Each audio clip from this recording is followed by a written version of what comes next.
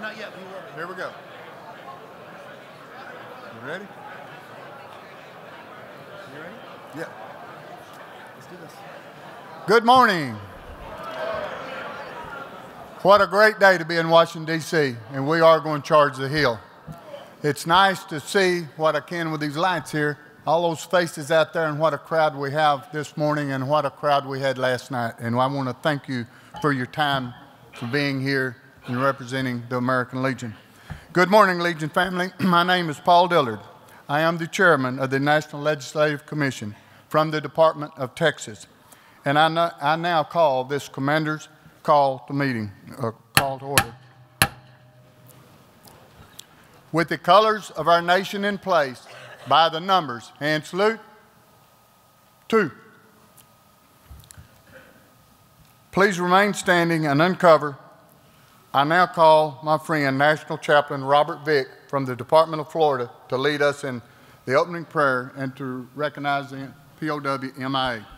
Thank you, my brother. Bow with me, please, if you will, and prepare your hearts for talking to our Lord. Father, this is a special day because this is the day that we make those who pass the laws that govern our nation know just what we need, not just what we want, but what we need for our Veterans Administration, for those who cannot help themselves but need someone to represent them, some with a caring heart. Father, give us clarity of mind and purpose-driven effort to make our wishes known for the benefit of our brothers and sisters who have given so much for us. And I pray this prayer in the name of my Savior and my soon-coming King. Amen and amen. Ladies and gentlemen, please direct your attention to the empty chair for the POWs and MIAs. Resolution 288, adopted at the 67th National Convention, encourages our American Legion to recognize this empty chair at all official meetings of the American Legion as a physical symbol of the thousands of American prisoners of war and those missing in action still unaccounted for from all wars and conflicts involving the United States of America. This is a reminder for all of us to spare no effort to secure the release of any American prisoner from captivity, the repatriation of the remains of those who died bravely in defense of our liberties, and a full accounting of those missing in action.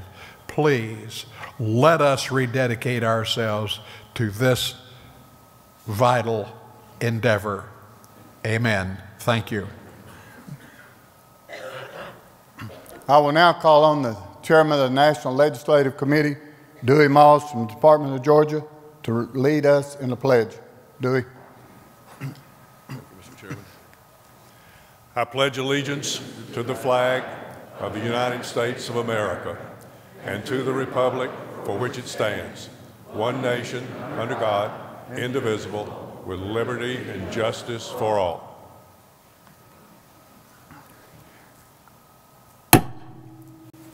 Thank you, Mr. Chairman. Please recover. You may be seated. Allow me first to welcome you to the 58th Annual Commander's Call. What an honor and privilege it is to be here this morning. When you leave this hall today, you will be equipped to engage members of Congress, their staff, and others about the important issues facing our nation's heroes. You will be motivated, educated, and empowered to storm the Hill with immense force of our 2 million members, their families, and most importantly, their votes. Let there be no confusion.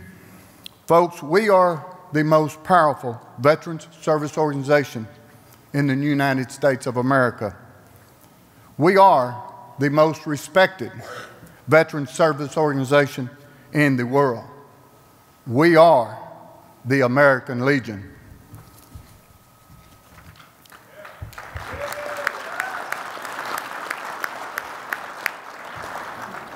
Introducing our first speaker is nothing short of an honor for me. In the name of the American Legion, she has traveled this beautiful nation, distant countries, and even charged Capitol Hill, advocating the message, family first. A proud veteran of the United States Army and the first female veteran commander of the American Legion, I present to you National Commander Denise Rohan.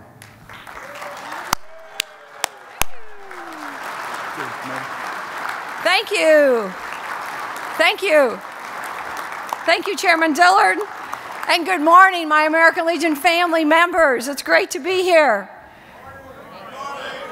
That was a very kind introduction, but there is one more first that was left out. One that I am also quite proud of. I am the first national commander to be a paid-up-for-life member of the American Legion Auxiliary also. And it is often said that it is cool to be dual.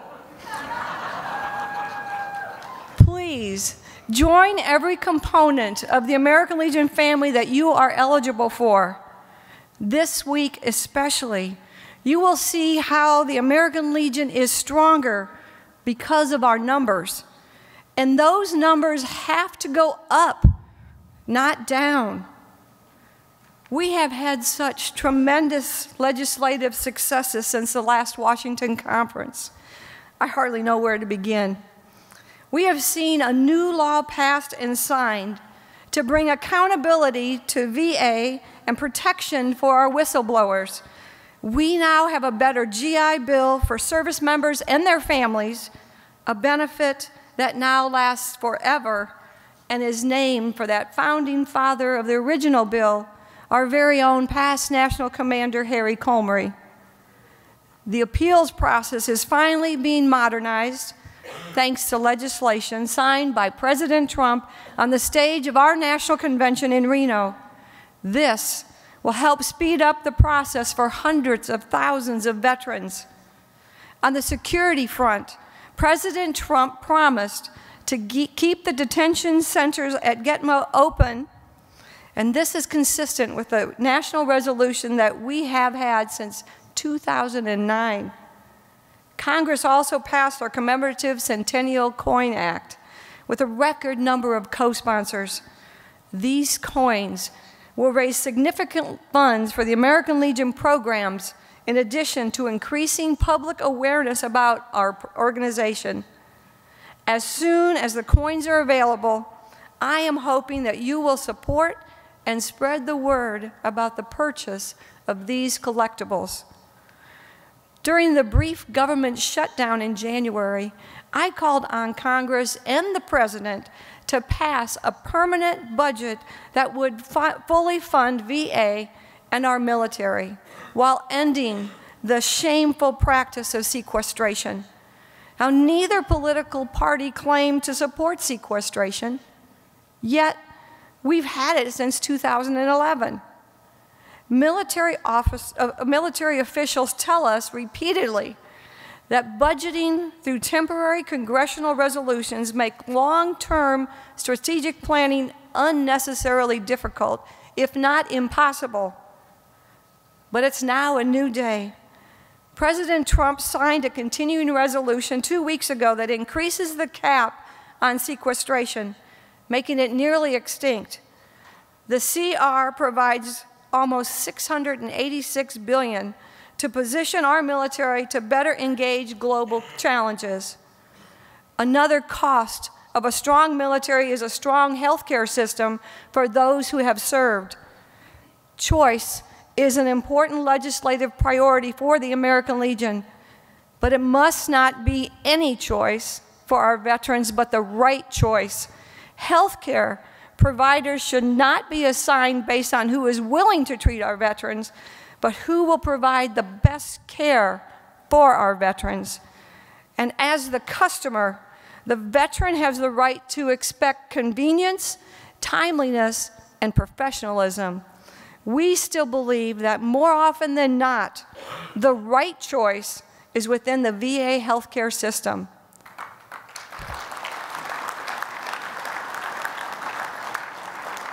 Now, national security is one of our founding pillars, And we are extremely grateful of the steady stream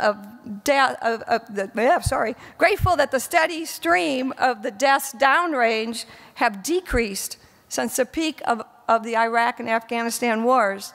But in January, we lost heroes in both places. We recognize the need to be strong and vigilant while we're engaged in this global war on terrorism. But that vigilance also requires a responsibility to our veterans and their families who know firsthand the pain and the sacrifice that comes with such a commitment. So let me repeat what we have been saying since 9/11. The American Legion supports the eradication of terrorism, which threatens our homeland and our way of life. We are also committed to serving the U.S. veterans who fought these wars with the same devotion, professionalism, and gratitude with which they have served us. We also call on Congress to pass Joint Resolution 61 and Senate House Resolution 46 so the American people can decide whether our flag, which our veterans served under and fought for, is worthy of our constitutional protection.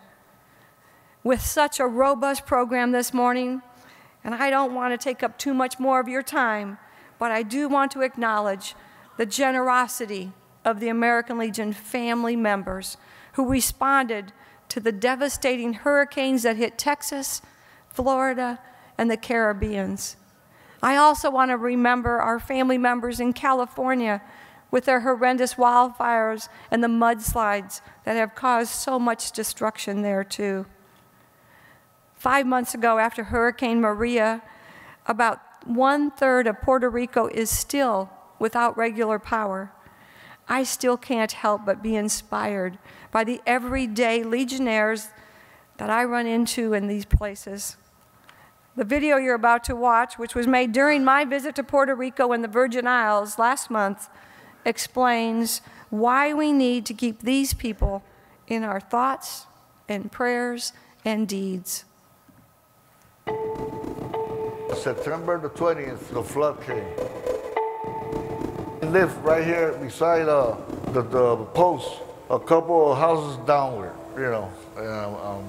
I had to move out of there because everything was flooded. The neighborhood was flooded, you know. And my house has reached 6 feet. Over here, it got to reach at least 4.5 to 5. And when I opened the door, I almost was gonna, I felt so bad. It really hit me that I'm starting to be a commander, right? And start off with this type of experience. The VA clinic in Arecibo, here in Puerto Rico, was destroyed, so the clinic had to be closed down. And what they've opened up and what's behind me right now is a mobile clinic. Now, that works great as a Band-Aid, but we really need to make sure that the clinics are opened up again. What we're looking at is the remnants of our post here on St. John, Post 131. Again, during September 5th, during Hurricane Irma, we used to meet at this, our headquarters here, which was a nice two-place pavilion and our main office. And Irma took the whole building out, destroyed everything that we had permanently, all our records, our equipment, our flags, everything that we had in this particular space. We'll also be fighting back in the United States to make sure the funding is available to open the clinic back up. I look forward to going to Washington, D.C. the end of February and testifying in front of our congressional team and letting them know what I've seen here. I want to let them know that the veterans who live here have great hope, and they continue to serve this nation. They're continuing to take care of their neighbors. Well, see, as the hurricanes were done, blowing, the wind stopped, rain stopped, everybody got out there and did work. We got out there and helped clear roads, help people with houses, help put on roofs. It's like we just forgot about the system and get out there and do and make things happen for ourselves. I came from Cuba in 1959, and I told I want to go to the Army right away because I want to be part of the American dream.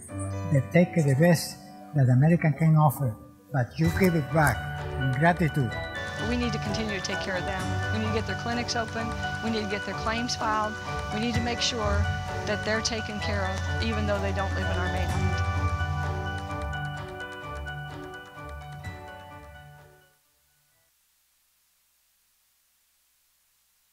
Veterans answered our country's call when they put on our uniforms. Let us remind Congress that we need to answer their call now. I want to thank you all. God bless each and every one of you. Thank you. Chairman.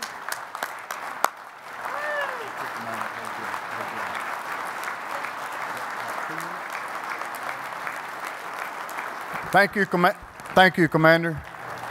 There's no doubt in this room, when they go to the Hill in the next coming days, the Legion will purple up and deliver the message, family first. Thank you again. Before we move on, as chairman of the Legislative Commission, I simply want to share a fact with you. As I stated earlier, the American Legion is the most powerful and the most respected veterans service organization. But do you know where that power and respect originates? It comes from each of you, our members. While standing on our stage at the National Convention, President Trump said that we have a lot of power and that we use it well. But when membership numbers fade, so does the influence that we have. When membership increases, that same influence rises. In order for the American Legion to stand up and advocate for the best our nation has to offer, we need the force of an overwhelming membership. And I ask you to remember that when you return home. I now ask Commander Rohan to return to the podium for an important introduction. Commander? Thank you. This morning it is my honor to present the American Legion's Distinguished Public Service Award to Chairman Phil Roe. But first, let me tell you about him and why he has earned this award. He was first elected to Congress in 2008 to serve the people of Tennessee's 1st Congressional District. Prior to running for Congress, Dr. Roe operated a successful medical practice where I am told that he delivered nearly 5,000 babies. Serving as the chairman of the House Veterans Affairs Committee since January of last year, Congressman Roe has been the tip of the spear in terms of making 2017 an incredible and historic year for veterans legislation. From passing accountability at VA to modernizing the appeals process, creating and passing the Comrie GI Bill, and even the American Legion Coin Bill, Dr. Roe has led quite the distinguished public service career. But that's not all. Chairman Roe, like me, is a proud Army veteran and is a member of the American Legion Post 24 in Johnson City, Tennessee. American Legion family, it is my pleasure to welcome and to present the American Legion Distinguished Public Service Award to the Honorable Phil Roe.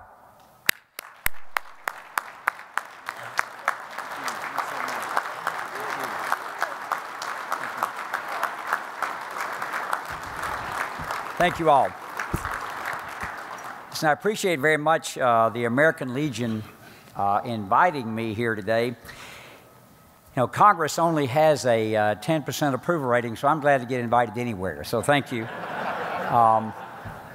I told the speaker the other day, I said, Mr. Speaker, there are actually 3 things that poll worse than we do. And he said, well, what in the world could that possibly be? I said, Lindsay Lohan, meth labs in North Korea. So thank you for, and I've added another one, the cable company, if you've dealt with them lately. Thank you all very much for the award and the privilege of being here today. It's a tremendous honor to be with you in the nation's largest veteran service organization. I want to begin by recognizing my fellow Tennessee Legionnaires, and particularly my good friend from Mountain City, Tennessee, Bob Hensley. And I know, Bob, you're here somewhere with other Tennesseans. If you could stand or raise your hand, I'd appreciate you doing that. And I want to just give Bob a shout out for a minute. He has a club in Mountain City. There's a prison there. And there are honorably discharged veterans who later in their lives did something wrong. And I've been there several times to that prison and visited those, and they have a service every year during Memorial Day or Veterans Day that's as good as any I go to. And those men who were incarcerated there painted an eagle and a picture for me that I hang proudly in my office. If you come, you can see that those honorably discharged veterans did for me. And Bob, thanks for being here. Today I'd like to look back at the work that we've done since I've served in Congress and touch on the tasks that we have ahead of us. The American Legion has served generations of veterans for nearly 100 years. The advocacy of this incredible organization has remained steadfast throughout multiple administrations, multiple Congresses, and during times of peace and times of war. The men and women in this room carry on the mission of the American Legion with the same dedication Legionnaires have shown for nearly 100 years. In fact, the American Legion received their charter from Congress in 1919. The Legion's commitment to veterans will hit 100 years next year, and I'm proud of the work of Ranking Member Tim Walz and I did to give the way for the commemorative coin for the American Legion to celebrate the centennial anniversary. And I'd like to give a shout out to Sergeant Major Walz for his work that he's done, and the Senate too also. We've done good work together this year. I know it goes without saying, but I want to take this opportunity to thank our Secretary, Dr. Shulkin, who's here and will speak in just a minute. I know there was a lot of drama last week in Washington. Secretary Shulkin has done a phenomenal job, and I want to tell you all that I walk hand in hand, arm in arm with Secretary Shulkin to try to get the work done that we need to. So, Dr. Shulkin, thank you for your work for veterans. I personally have had the opportunity to meet with Commander Rohan, and I can tell you right now that the 2+ million, me being one of the members of this organization, could not have picked a better leader. And they mentioned one post. I'm not really sure how many American Legion posts I actually belong to, but more than one, I can tell you that, in my district. Commander Rohan, thank you for having me today. I look forward to hearing from you at tomorrow's morning's hearing about the American Legion initiatives for the upcoming year. Let's take a look back. And while I took over as chairman of the House Veterans Affairs Committee last January, I've served on the committee since 2009 when I was sworn into Congress. At that time, it wasn't known as a great committee to serve on, but I knew better. And I knew better because we had an opportunity ahead of us to make a difference on behalf of more than 20 million veterans. I knew that I was serving some of the greatest people on this planet. And I can tell you, my scoutmaster was a first sergeant in the 101st Airborne Division, Sergeant Thomas E. Thayer. Sergeant Thayer and my mother taught me to say, yes, sir, no, sir. Yes, ma'am, no, ma'am. My gig line is still straight. My shoes are polished. And I open the door unapologetically for ladies. I can tell you that.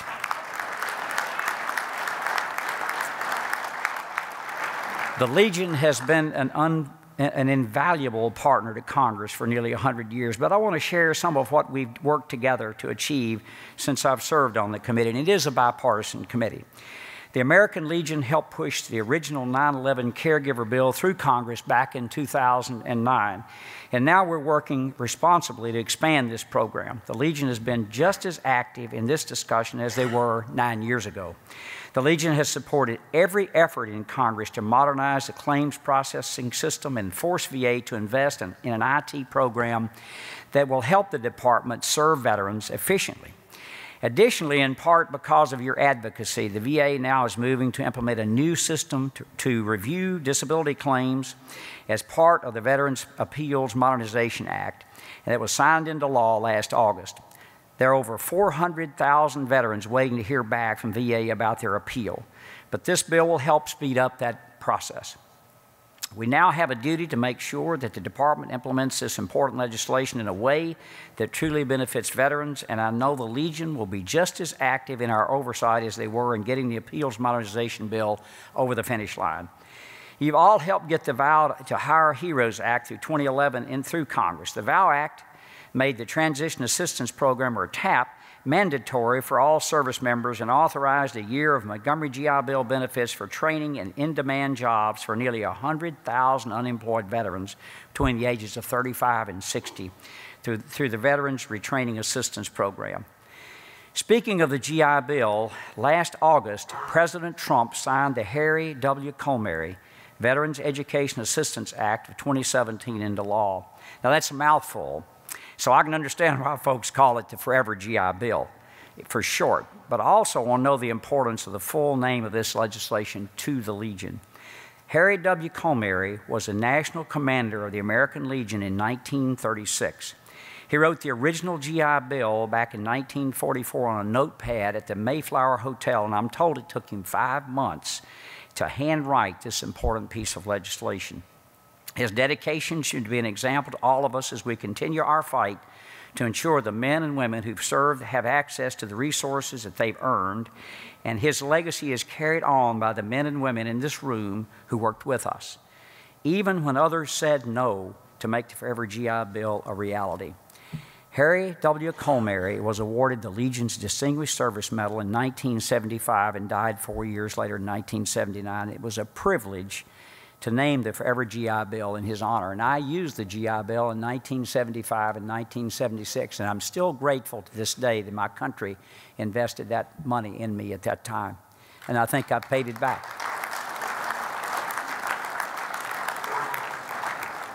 As many of you know, in 2014, disturbing information about the Department of Veterans Affairs was brought to light in Phoenix. I know there are members of the press here today, and I'd like to highlight the role the media played in sharing information with the public. Now, as you are playing a critical role in sharing the stories of the brave men and women who sacrificed so much for us. Their sacrifices should not go unnoticed, and every veteran and every active duty service member who honorably served this country deserves the opportunity to share their story. Last year, we finally got legislation to bring accountability to the department signed into law after a years-long push. I've said it many times before, but most VA employees are good, hard-working men and women who take their mission to serve veterans seriously. Many of these men and women are in my hometown of Johnson City, Tennessee, at Mountain Home, are personal friends of mine. They're great people. With that said, the bad actions of a few tainted the good name and reputation of many for far too long. Our veterans deserve better, and the VA employees who fulfill their duties deserve better. The committee has uncovered a host of cases where employees should have been fired, but VA did not have the authority or willingness to dismiss them in a reasonable time frame due to the outdated civil service rules and lack of general accountability. Now, because of the accountability law, that will change. And we couldn't have gotten legislation to the President's desk without the American Legion. When I say that, I mean that. The American Legion was one of the first VSOs to come out and strongly support this legislation, and I thank you for that. Looking ahead, thanks to the leadership and the bipartisan commitment we share in Congress to get things done on behalf of veterans, we've achieved a lot since I've served as chairman over the last year. Still, there is much work ahead.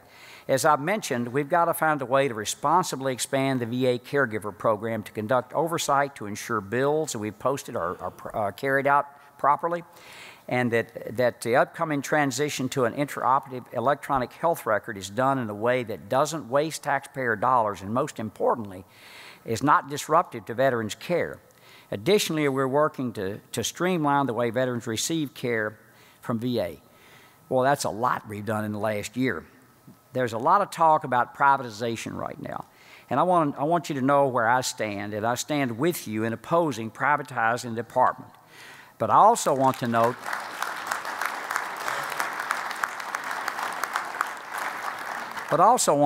that I think there's an argument that some want to move away from the VA as a false premise. While some may want to do away with VA, though I personally haven't heard anyone propose that, I can't imagine anybody doing that, I can tell you right now that Congress has used our power of the purse strings to reaffirm our commitment to VA time and time again.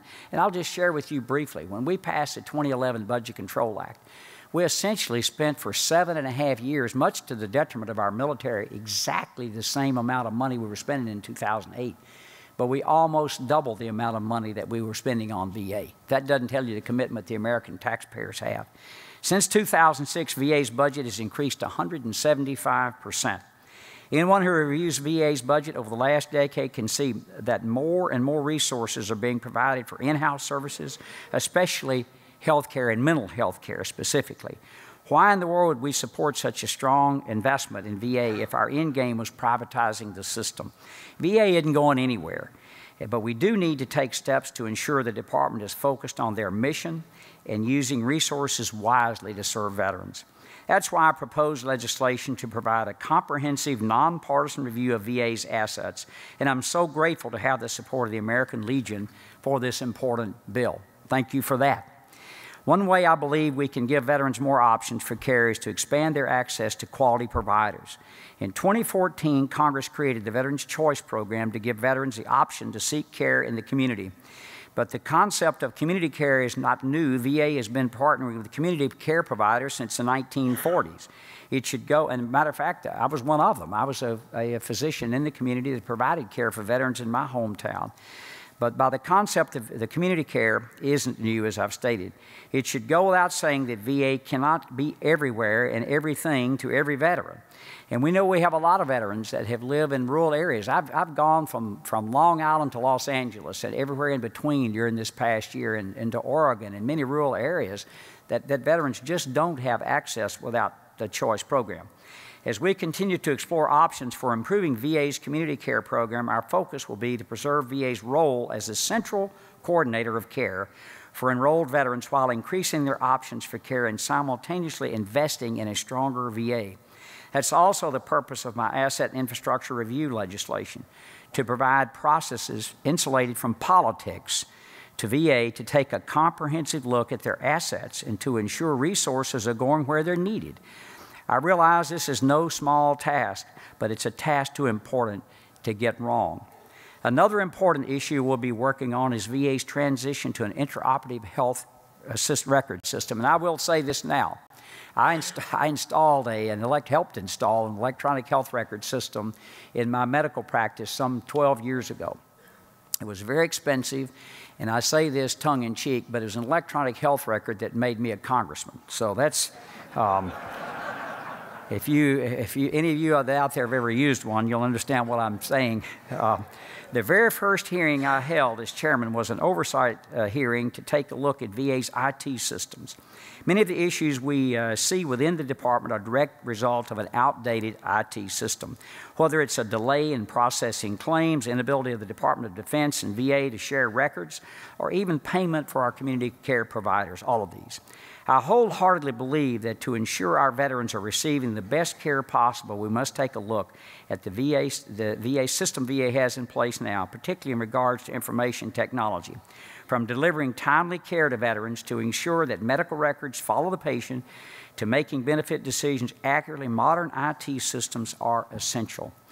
One of the committee's focuses this year will be to provide the support and oversight necessary for VA to successfully carry out its IT projects. And it is incredibly complicated and important, so please be patient with the VA. In conclusion, as chairman, I pledge to you today that I will work as hard as I can to ensure veterans have timely access to quality care. You, the men and women who put on a uniform to serve this country, kept the promise you made to our great nation. You deserve for us to keep our promises also. As a Vietnam-era veteran who was told not to wear his uniform upon arriving stateside, I've seen firsthand a nation that did not respect the sacrifice made by soldiers who were asked and told to go to war. Excuse me. I will never allow our heroes to be treated that way ever again.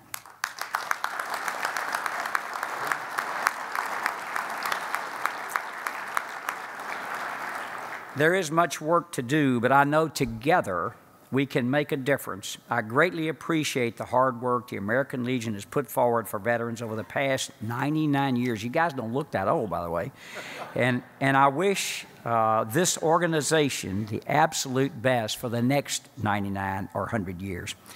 I want to thank you again for having me, and I want to thank you all for the honor of serving the men and women who truly make America great. Thank you all very, very much.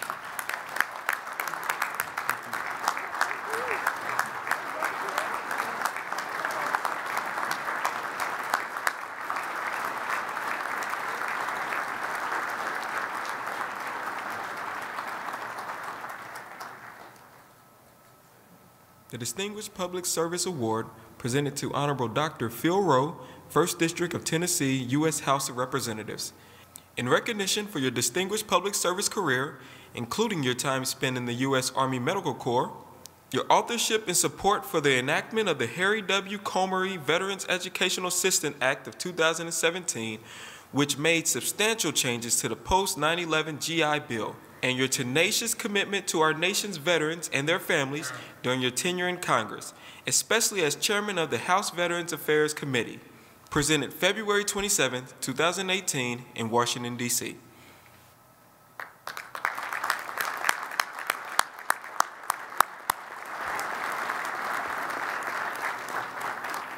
Congratulations, Chairman Roe. And thank you so very much for the work your committee does. Thank you. Honored to have you. And here is to hoping that 2018 will be as great, if not better. It is now my distinct honor to bring up our next guest, currently serving as the national president of the largest women's patriotic organization in the nation. Prior to that, she taught 7th and 8th grade science for 34 years, which is an amazing feat, if I must say. Diane Duszek has been a member of the American Legion Auxiliary for 56 years. She is eligible for membership through her father, Roland Duszek, who was a survivor of the Battle of the Bulge. Lastly, she is a proud and active member of Unit 282 in Markinson, Wisconsin. Ladies and gentlemen, American Legion Auxiliary National President, Diane Duszek.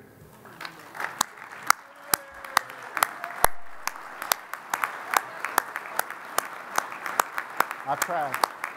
You were perfect. Thank you. Thank you. Thank you.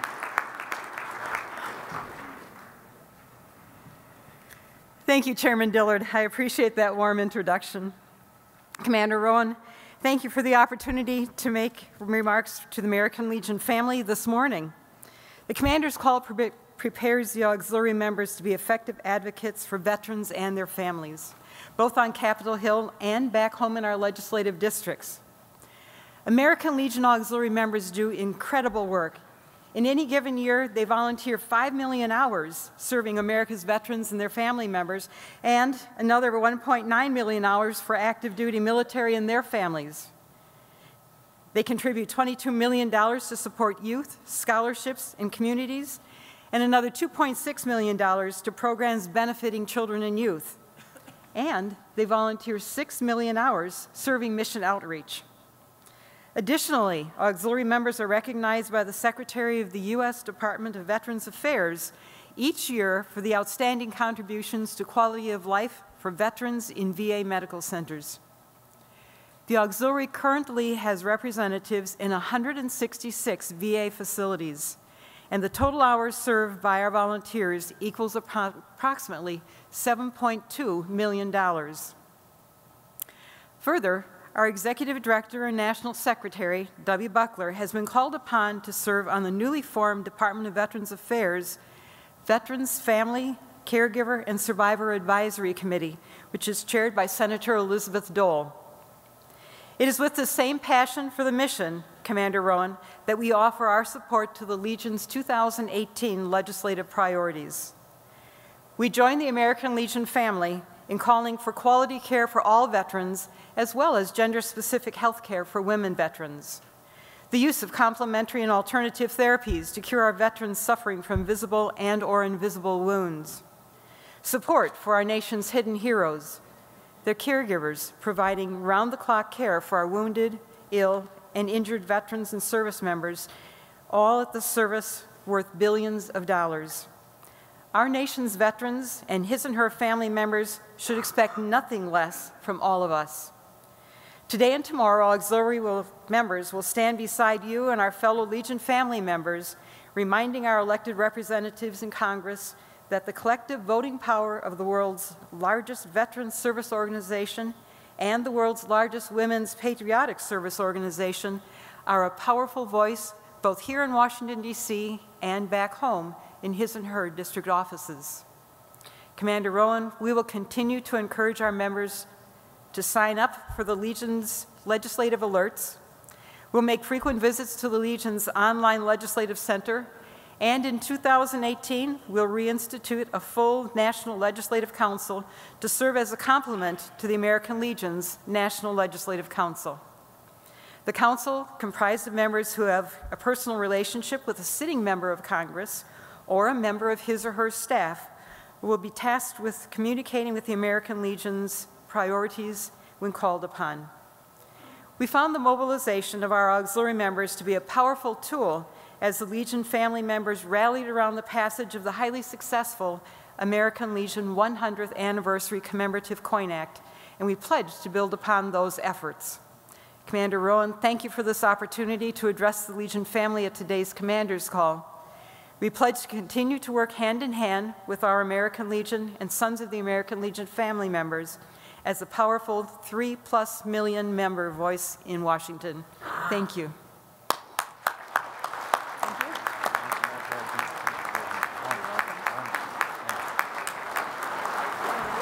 Thank you so very much for being here, for all the wonderful work that the American Legion Auxiliary gives us support for us. We are stronger because of you. Continuing on with the Legion family, Danny Smith, the National Commander of the Sons of the American Legion. Since its inception, the American Legion has dedicated itself not only to the veterans themselves, but to their families. That is one reason the Sons of the American Legion was created in 1932.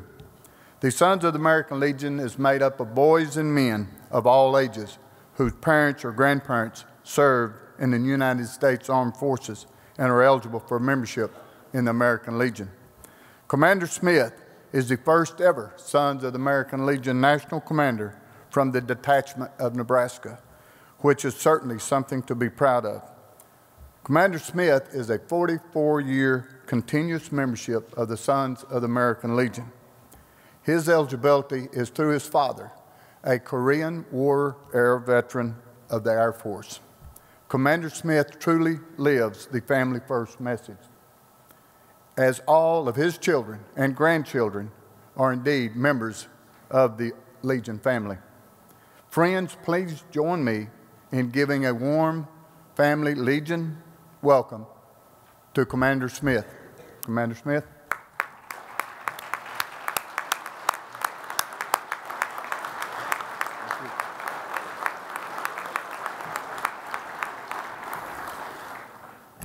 Good morning, veteran advocates. National Commander Rohan, National President Dusick, Legislative Chairman Dillard, past national officers, members of the American Legion Auxiliary, Sons of the American Legion, distinguished individuals with us this morning, my brothers and sisters in this great American Legion family. Well, we're back again in our nation's capital to spend a little quality time with our elected representatives. I want to thank you all for being here as veteran advocates these next few days. Whether this is your first time or you've been doing this for decades, our time here is a valuable asset to our nation, our veterans, and our active service personnel. And I'm sure many of you have made this trip at your own expense. And to me, that speaks volumes. You care enough about your comrades and the issues at hand to have taken time off work and maybe left your family for a few days to gather here as a great American Legion family. We are assembled here to make a stand for what is right, to ensure that our active military and their families are given the guaranteed and the services that they have been provided for, to make certain that we have a strong and comprehensive national defense policy, and of course, once again, push for a passage of a constitutional amendment to protect the flag of our country from desecration. You know, this past year, I believe we've seen some dramatic changes, and it's evident that your hard work is paying off. And I was pleased to hear about some of those changes on our Hawaii visitation that's taking place within the Department of Veterans Affairs when we met with the VA administrators. These changes are coming about because of people like you that continue to meet with our elected representatives, seeking legislation to improve the quality of care and provide benefits for our veterans and active service personnel.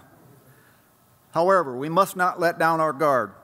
We must continue to convey the message to our elected representatives, the message that we will not settle for anything less than what is just and fair compensation for those that have borne the battle and fought the fight. We must continue our lobbying efforts to ensure that the active service member or that veteran that today is struggling to make ends meet, or living on the street, or waiting for care at one of our VA medical centers for hours, days, or months, receive the care and benefits that they were promised. We have come together as family to do as it states in our respective preamble to our constitutions, to consecrate and sanctify our friendship by our mutual helpfulness. Mutual helpfulness. Mutual, common, joint, and shared. This room is filled with American Legion family members here to share the task of mutual helpfulness. A family that will soon be storming Capitol Hill, evidence to me that you are concerned and passionate about the issues at hand. Ladies and gentlemen, alone we are but one voice. However, together we are the thunder of the world's largest veteran service organization, the Great American Legion family. We are friends, comrades, brothers and sisters in this Great American Legion family. Together we can, and together we will make a difference. Thank you.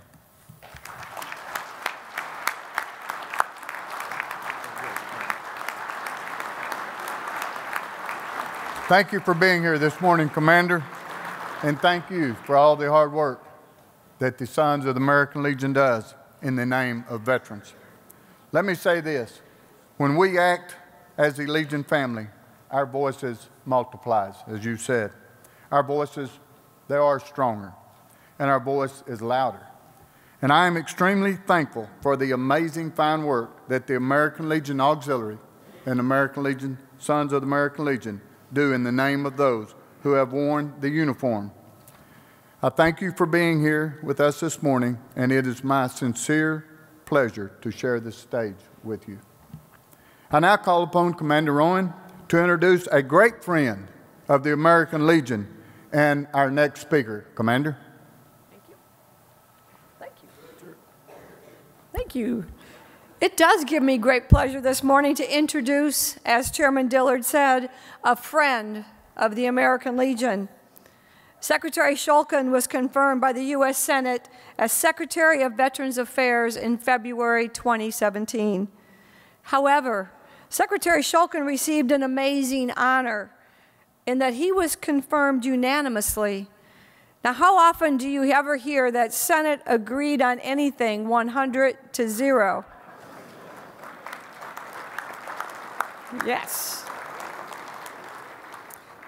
Prior to confirmation, Dr. Shulkin served as VA's Undersecretary of Health, leading the nation's largest integrated healthcare system with more than 1,700 sites serving almost 9 million veterans. A physician himself, he has held numerous chief executive roles at Morristown Medical Center, the Atlantic Health System Accountable Care Organization, and President and CEO of Beth Israel Medical Center in New York City. In his first year, Secretary Shulkin has begun to shake things up at the VA by getting them out of the business of creating software and utilizing an off-the-shelf system to benefit the organization and the veterans. He has welcomed reform of the agency's accountability and whistleblowing standards. The appeals process has afforded mental health access for those who are other than honorably discharged, has done away with the 40-mile, 30-day rules for community care, and so much more. Legion family members, please join me in welcoming our Secretary of Veterans Affairs, Dr. David Shulkin.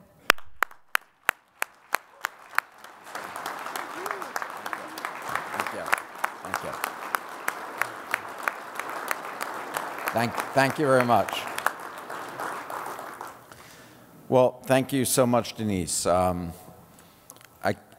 can't tell you how much I appreciate Denise's leadership. She's from Wisconsin. My whole family's from Wisconsin, and you should be very, very proud to have such a great national commander.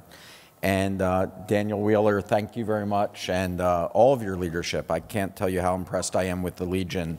I particularly wanted to just give a particular thank you and shout out to Verna Jones, who is just a fantastic leader, represents you so well, and Lou Celli, who also represents you here in Washington in such a great way. It makes the Legion very, very strong.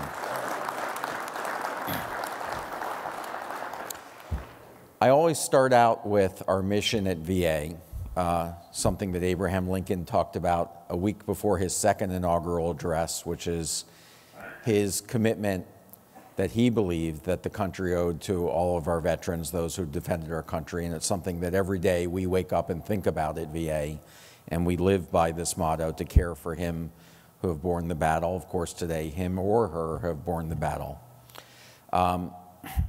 And I want to thank the American Legion and all of you, those who have traveled from far and abroad to be here in Washington to advocate for our veterans. Without the American Legion's support, we would not be having the type of progress that we've been making at VA. The Appeals Modernization Act, which had been last changed significantly in 1933, it was really because of American Legion's support that we've made that progress. We're working hard now with the American Legion's support on changing and improving our choice program. Our recent mental health executive order, which the President signed, will allow every discharged service member to have a mental health benefit. You've been working with us on our disabilities forms, and throughout you've been really there each step along the way. As Denise said, and Chairman Roe also talked about, this has been a pretty good year in terms of making progress for veterans. We've recently established a first time ever, a family caregivers advisory committee to help change the way that we're doing business at VA, and we're so fortunate that Senator Elizabeth Dole has agreed to chair that. We launched the White House hotline that the President talked about in the campaign. It's a 24/7 hotline so we can hear directly from veterans, answering thousands of calls a month. The GI Bill, which has been mentioned before, our accountability legislation, making sure that the choice program has been funded and funded adequately, as we've done now on 2 different legislative occasions, expanding our coverage for those that are other than honorable, and launching a national ID card. So those are just some of the accomplishments. I wanted to talk to you about 5 of the most significant priorities that I have for VA and where I'm going to continue to focus our attention. The first, and maybe the most important, is to design the VA to give veterans greater choice about where and how they get their services and care. And this is really making sure that our system is modernizing and transforming to meet your needs. So what we're going to be doing is working to make sure that you have the ability to get care in the VA that is strong and really working well for you, but when you need to be able to get care outside the community when that's in the veteran's best interest. And so what we're working on now through legislation is to expand the ability to give veterans more choice. Eliminate the administrative rules so that right now you have to be 40 miles away or wait 30 days to be able to get access in the community. We want to change that to be more clinically based, so allowing veterans to have access to walk-in care right in their communities, allowing them, if they have urgent care needs and they're not being met by the VA, that they have immediate access to care. Being able to get simple things like routine labs and flu shots and x-rays closer in their community so you don't have to drive miles and miles. And wherever there is a VA where the care quality is not up to standards, and we're going to work hard to fix that. But wherever there is that situation where the quality may not be up to the community standards, you shouldn't be locked into a system that's not working for you. That would be ability to seek care in the community. So we're working hard to make this a system that works better for veterans and gives them more choice. The second of the 5 priorities is to modernize the VA. As you know, this is a system that's been around a long time and in many cases has had years and years of neglect. Denise talked about our fact that we're replacing our electronic health record with a new modern system, but it's the same system that the Department of Defense uses. And for at least 17 years, there have been calls by Congress and billions of dollars spent trying to get these systems to work together, and they just simply don't work together because they're 2 separate systems. So we're going to go to the same system as the Department of Defense. So from the time you enlist, thank you. From the very time that you enlist all the way through end of life, if that's what you choose, there will be a single system with all of your records, all your information, and it will be maintained in a way where it will be updated on a regular basis because it's being run by one of the large electronic health record companies across the country. We're also going to be modernizing our system through improving our management practices. This is a book that we just published called Best Care Everywhere. We've taken the very best practices that we've seen across the VA and making sure that everybody across the country is aware of them. That's what modern systems do. They learn from where things are working best and they spread them throughout the rest of their company or their system. And so using this type of strategy of having a diffusion of best practices, we're modernizing our system. We also want all of our facilities to start to be updated and to be modern. This is the Palo Alto VA. This is one of our rooms there, all single rooms, places where family members can stay overnight with their loved ones if they want. This is the type of facility that we believe all veterans deserve, and we're well on our way now to moving towards single rooms and updating our facilities. One of the ways that we're doing that is by trying to say I may need some help in advancing the slides. Okay. Is by eliminating or disposing of buildings that are vacant or underutilized. There's no sense in heating and maintaining buildings and spending money on places where veterans don't really get their services or care in. So I've announced that we're going to be eliminating or disposing of 1,200 vacant or underutilized facilities. And the new infrastructure bill that you've heard the President talk about recently allows VA to take those proceeds and reinvest them into our current facilities. And that will be another way, as Chairman Roe talked about, of our facilities assessment and making sure that we are investing back into those facilities that veterans are using to get them to be modern.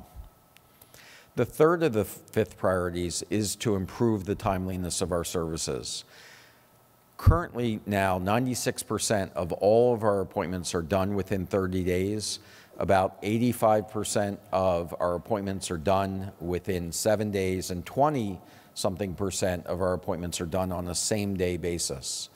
That's a lot of progress since where we were in 2014. Most important is that we have same-day services in primary care and mental health in every one of our facilities. So if you have an urgent medical or emotional issue, you will get same-day resolution of those services at any one of our facilities. And that's something to assure that we never get into the situation that we had back in Phoenix. One of our important moves that we made is to publicly post our wait times. We are the only health system in the country, there is no other, that publicly posts its wait time. So if you want to see the wait time for your appointment at your local VA, just go to our website. It's updated every 2 weeks, and you'll have an opportunity to see whether you think you want to be able to wait that long or whether there's a facility somewhere else close by that you can get faster care at. But pretty easy to use website, and we want others to use it. When we do look at whether the VA is doing better than the private sector, and all of you who have gone out to try to get doctor's appointments on your own know sometimes that's challenging. The VA is actually better on average, not in every location, of course, but on average, better than what you would find in the private sector. Often 40% better in terms of wait times than you would have to do if you went out to find appointments on your own. This doesn't mean that we don't have work to do, that we're not continuing to try to shorten our wait times. We are working on that hard, but it gives you a perspective. One of the ways that we are providing access to care, particularly in rural areas, is using telehealth. No other system in the country has a telehealth system like the VA. We invest over $1 billion a year in this. 750,000 veterans get their care using telehealth. I still practice. I'm an internal medicine specialist. I practice in 2 locations, in person in New York City, and from my office in Washington, I take care of patients in Grants Pass, Oregon. You can see at the White House here, I'm showing the president my patient who's there in Grants Pass, and my clinical team who's there, and we're talking to my patient as I'm taking care of him that day, and I'm showing the president how we use telehealth technology to care for our veterans. We're also working on the timeliness of disability claims. Many of you know, and the American Legion's very involved in this, not too long ago we had over 611,000 disability claims, more than 125 days in waiting. Today we have about 75,000, and by the end of the year we'll have less than 50,000 claims more than 125 days. But even more important, we're redesigning our systems. We're using a new system called the Decision Ready Claim, where if veterans choose to use that option, we will be able to get them an answer in 30 days or less. And increasingly, again, working with the American Legion, we are finding ways to make that system work better, because we want to get those claims resolved and get answers and benefits to our veterans as soon as we can. We had talked about appeals modernization. As you remember, it was at your convention in Reno that the president was there signing this. It was an exciting day. I'm sure many of you were there. But take a look at how that's helping. This year, the Board of Veteran Appeals is on target to do 81,000 decisions.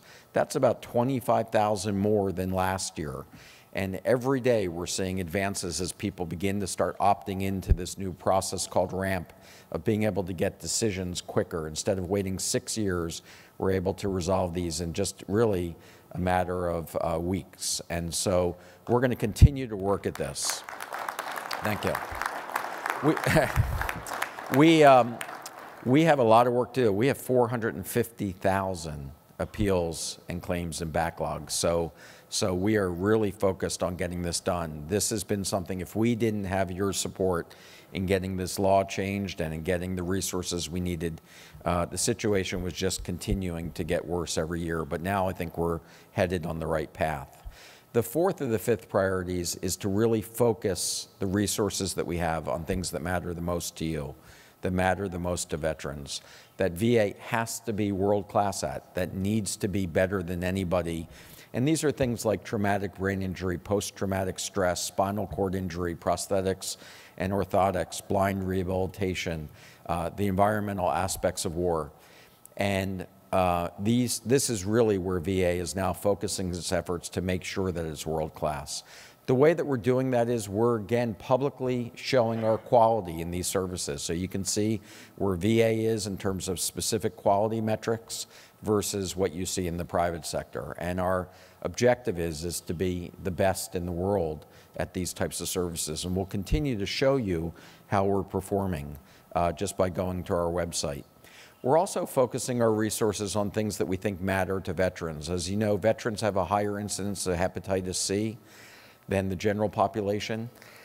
About 18 months ago, we had close to 160,000 veterans who had hepatitis C. We started focusing on that, calling our veterans who we saw had this in their blood, bringing them in, and now using drugs that have more than a 95% cure rate. We will soon, in the next couple months, be at 20,000, so from 160,000 to 20,000, and we are committed to being the first system in the country to eliminating hepatitis C from an entire population. So,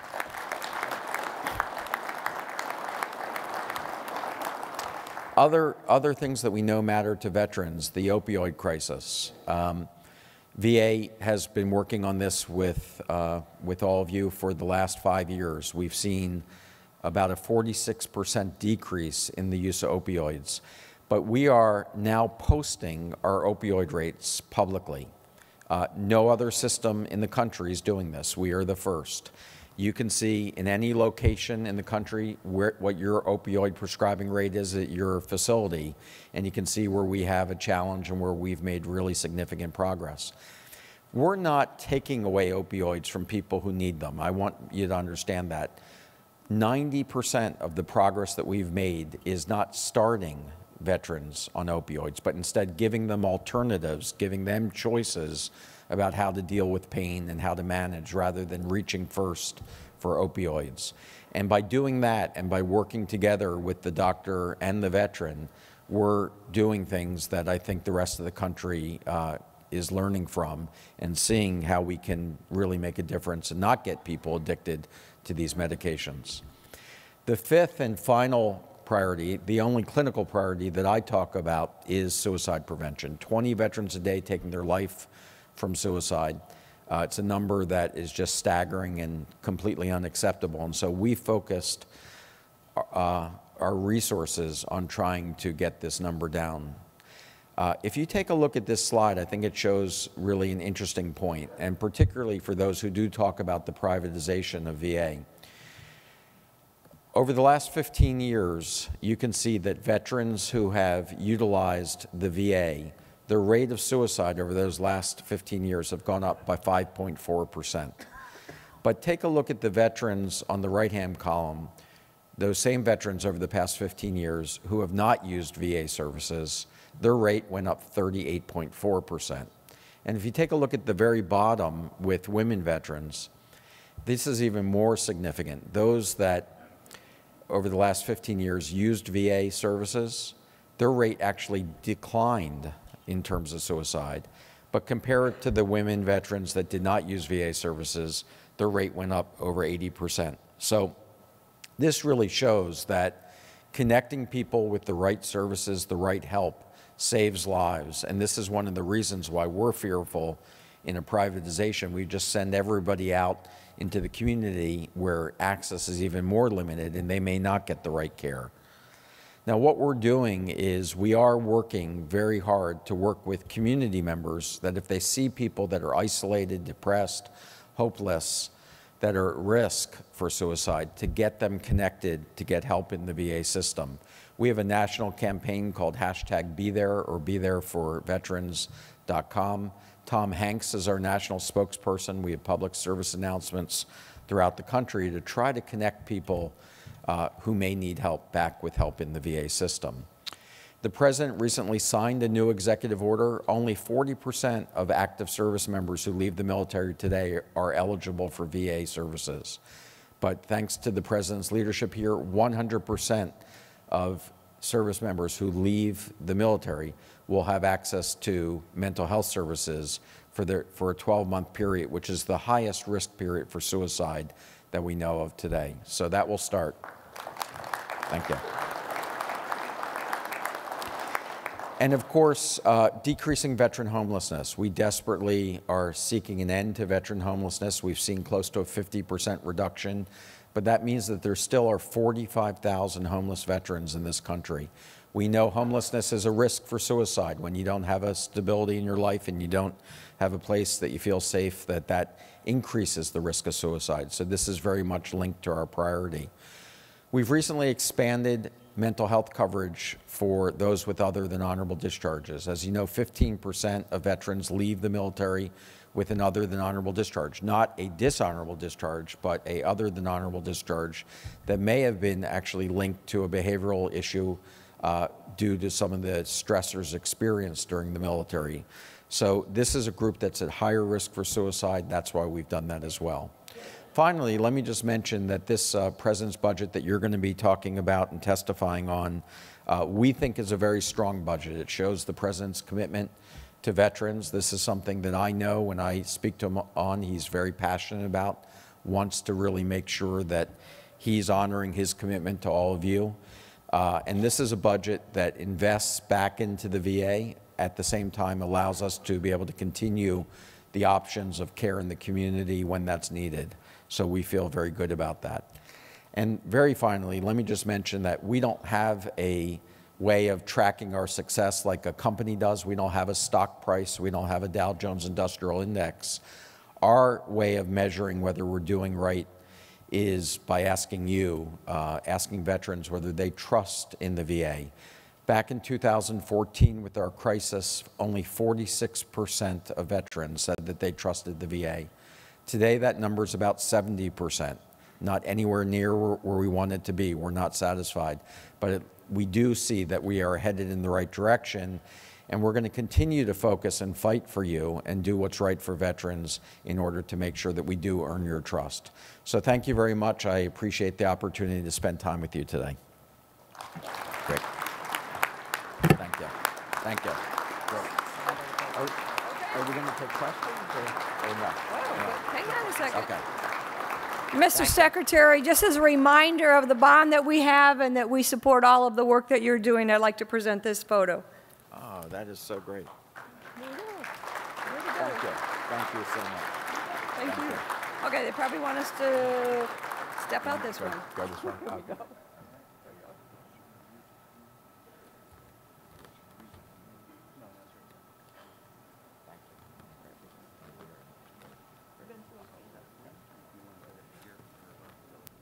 Thank you, Secretary Shulkin. Veterans are lucky to have you at the VA. And we thank you for joining us today. Thank you again very much. But before you leave, Mr. Secretary, I'd like to call upon our Veterans Affairs and Rehabilitation Chairman, Ralph Bozella. He's to present 2 awards that you might know a thing or two about. Ralph, it's yours, buddy. Go ahead.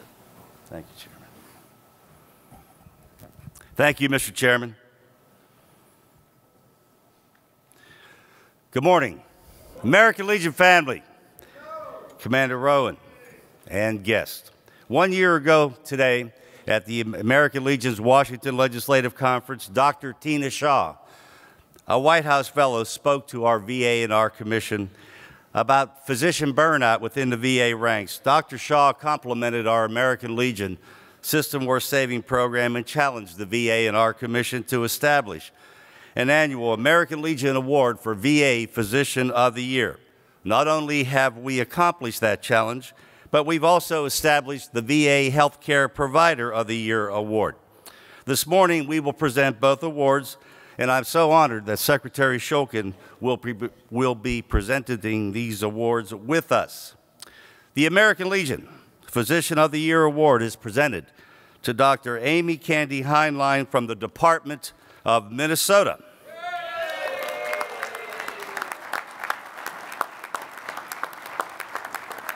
The 2018 Distinguished Provider of the Year presented to Nurse Jillian Shersinski, Oklahoma City VA Healthcare System.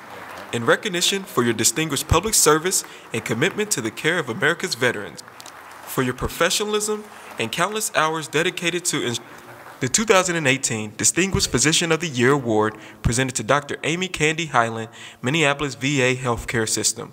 In recognition for your distinguished public service and commitment to the care of America's veterans, for your professionalism and countless hours dedicated to ensuring veterans are treated with respect while receiving exceptional health care. Presented in Washington, D.C., February 28, 2018.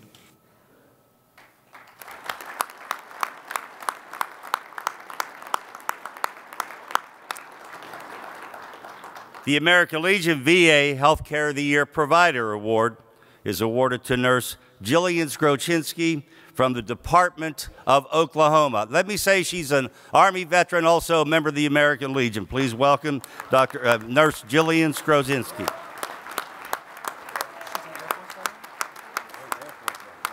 The 2018 Distinguished Provider of the Year presented to Nurse Jillian Shersinski, Oklahoma City VA Healthcare System. In recognition for your distinguished public service and commitment to the care of America's veterans, for your professionalism and countless hours dedicated to ensuring veterans are treated with respect while receiving exceptional health care. Presented in Washington, D.C., February 28, 2018. And please let me correct it, she's an Air Force veteran. Once you're in the Army, you always think Army. The American Legion is proud to work with Secretary Shulkin, the Department of Veterans Affairs, and the Veterans Health Administration to present these awards. Later today, each recipient will receive a tour of the VA headquarters with Dr. Shulkin. We congratulate these recipients and thank you so much, Secretary Shulkin, for being part of this presentation today. Thank you, Commander.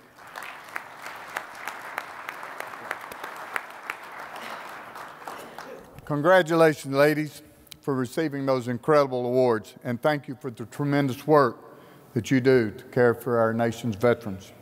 Shifting focus. It is a true privilege of mine to introduce our next guest. But first, I should note that he accepted our invitation. Where do you do Ralph? Huh? Where do you do Ralph Mazzella? Okay, so this man's not here yet. And I'll explain probably why here in just a little bit when you hear the rest of his introduction, but I'll go back to that. So at this time, we're going to bring our commission chairman. Come here. We're going to bring our commission chairman, Ralph. Is that Ralph Mazzola? Yeah. Give us 5 seconds. Huh? 5 seconds. 5 minutes, he said. He doesn't speak loud enough. While we're doing that, let me just do a couple of things here that I was told to definitely do. Before, I was going to do it later, but before you, or when you leave today, you will see outside they will have this, a System Worth Saving magazine. Pick these up today as you leave. Give them to your congressman when you visit them. And ensure that you let them know we are 100%, the American Legion is 100% against privatization of the healthcare system. 100% against, and leave these with us. That way if I forget do this later, I've already done it, haven't I? You ready? All right. Look, he's already been up here once, but we're bringing Ralph Mazzella back. You know, his commission does an awful lot of work, and it lets you just really know there's a lot of people out there really doing something for our veteran organization. Ralph, it's yours. Thank you, Mr. Chairman. Thank you again, Mr. Chairman. Your VA and our commission is comprised of a general commission with a membership to that general commission, as well as 3 major committees. And those committees are mirrored after the structure of the VA. We have a Veterans Benefit Committee, a Veterans Health Committee, and a National Cemetery Committee. We also have a TBI and PTSD committee. But it's through this structure that enables us to do the work that we do. Our work consists of the many activities and programs of the VA and our commission, and our resolution-based program, which, as you all know, is a resolutions-based organization. The American Legion works through that to enable us to set our policy, establish our belief systems, and communicate that, which leads to legislative action where we can communicate to our Congress what is it that the American Legion truly believes when it comes to Veterans Affairs and rehabilitation. We have a service officer program, and through that service officer program, we have over 3,000 accredited representatives across this country who in the year of 2017, there was over 440,000 active claims for veterans in this country, which resulted in over $700 million in benefits. Ladies and gentlemen, that's truly life-saving. We have a regional office action review team, which we call the ROAR program, where our staff goes into the VA regional offices across the country and looks at their claims processing procedures and processes. And through that, we are able to work hand in hand with the VA to find errors within the system, within their system of processing, and work with them to offer recommendations to improve that process, which improves not only the appeals process, but also the initial claims that go in. We have our System Worth Saving program, and you have heard about that through the years. It's been in existence since 2003 when Past National Commander Ron Conley was commander of the American Legion, and he began the program by visiting VA hospitals. We have town hall meetings to all the sites that we go to where we hear from the veterans about their health care and their issues with their claims as well. And then we conduct site visits at the VA hospitals, talking to staff, talking to veterans, evaluating the challenges of that hospital, pointing out what they do well. I was glad to hear in one of the improvements that Dr. Shulkin talked about was in the modernization program, how VA is looking at what is it that they do well and replicating these best practices throughout this system. This has been something that the American Legion has advocated for some time. But that's what we do through that System War Saving Program. We have our TBI PTSD committee, which essentially we review the efficacy of the evidence-based programs for mental health that the VA has for veterans that are experiencing PTSD, traumatic brain injury, and other mental health afflictions. And we're also very interested in what is VA doing for alternative and complementary medicine. We review this information. We study it. We have published one directory, one book in the past called The War Within, and we're discussing now the possibility of a second volume to that.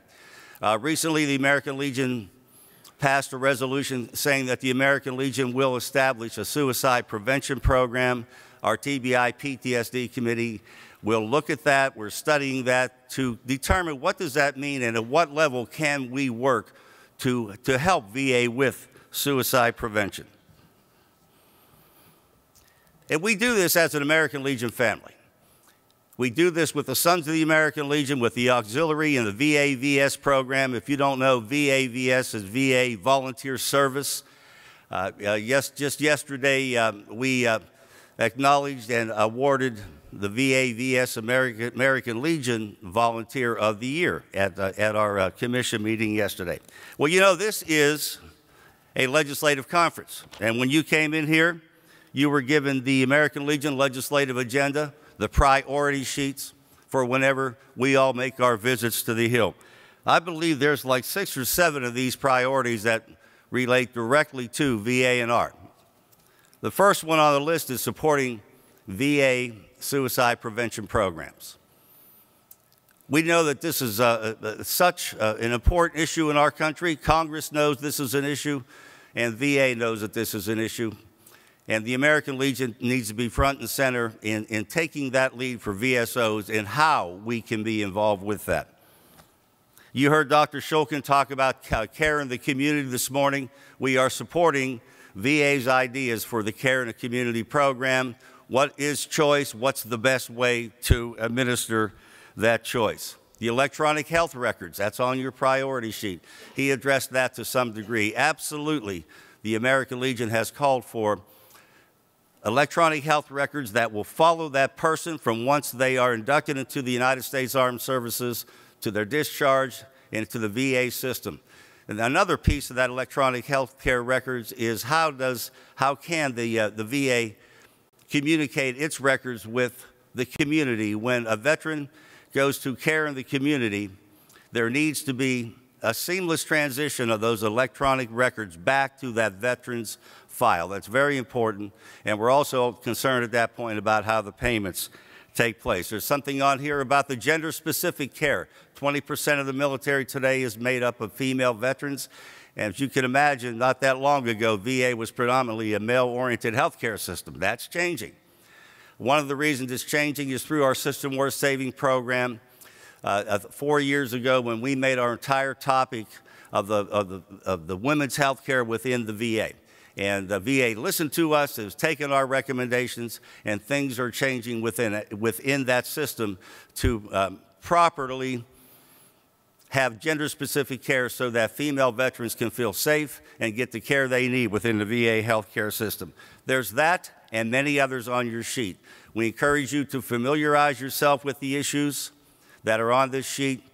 Know what the VA's positions are. Know what the American Legion's position are to support what VA is doing there and do the best job you can when you get up to the Hill today. Commander, I think that'll end it for me. Thank you very much.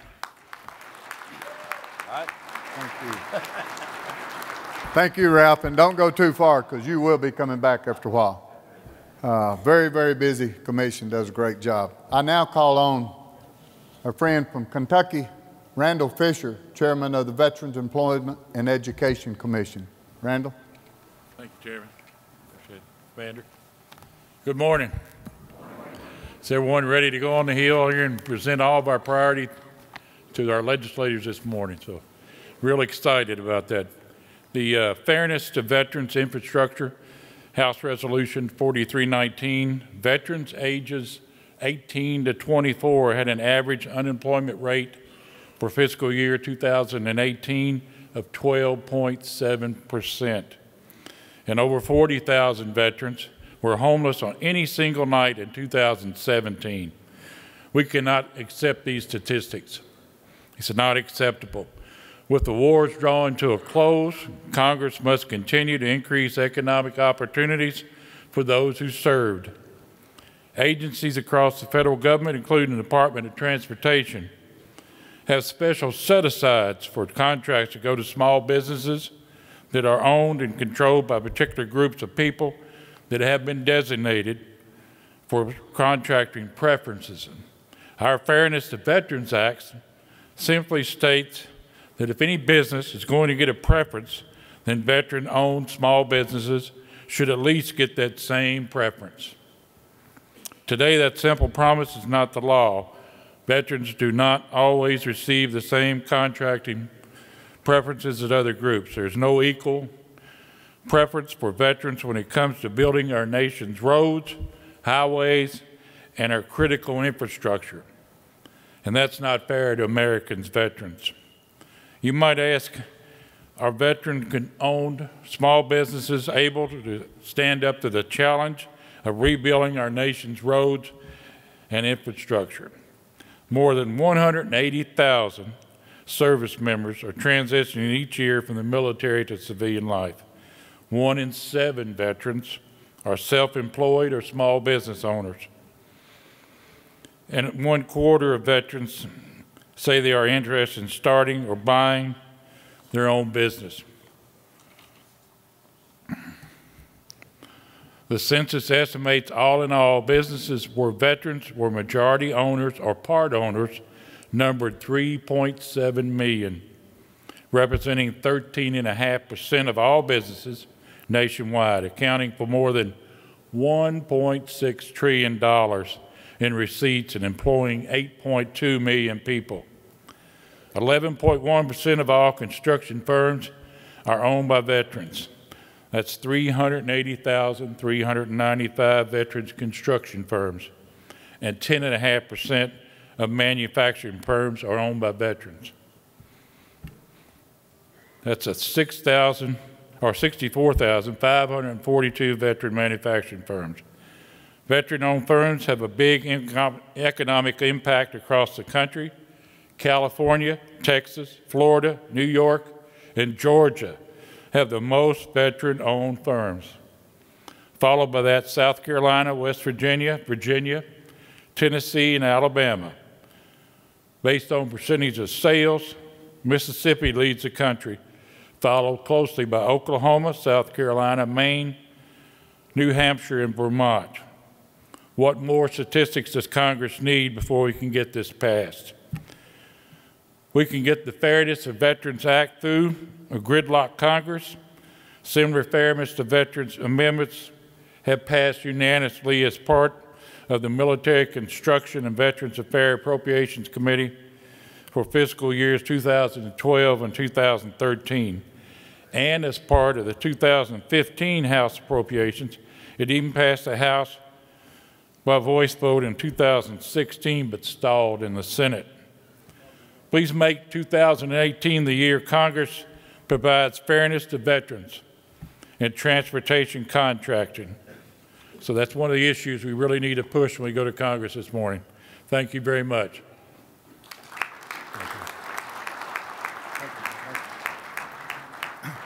Thank you, Chairman Fisher.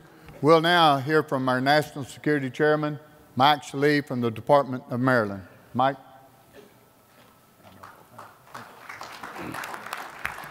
Thank you, Paul. It's certainly a pleasure to be with you here this morning representing the National Security Commission.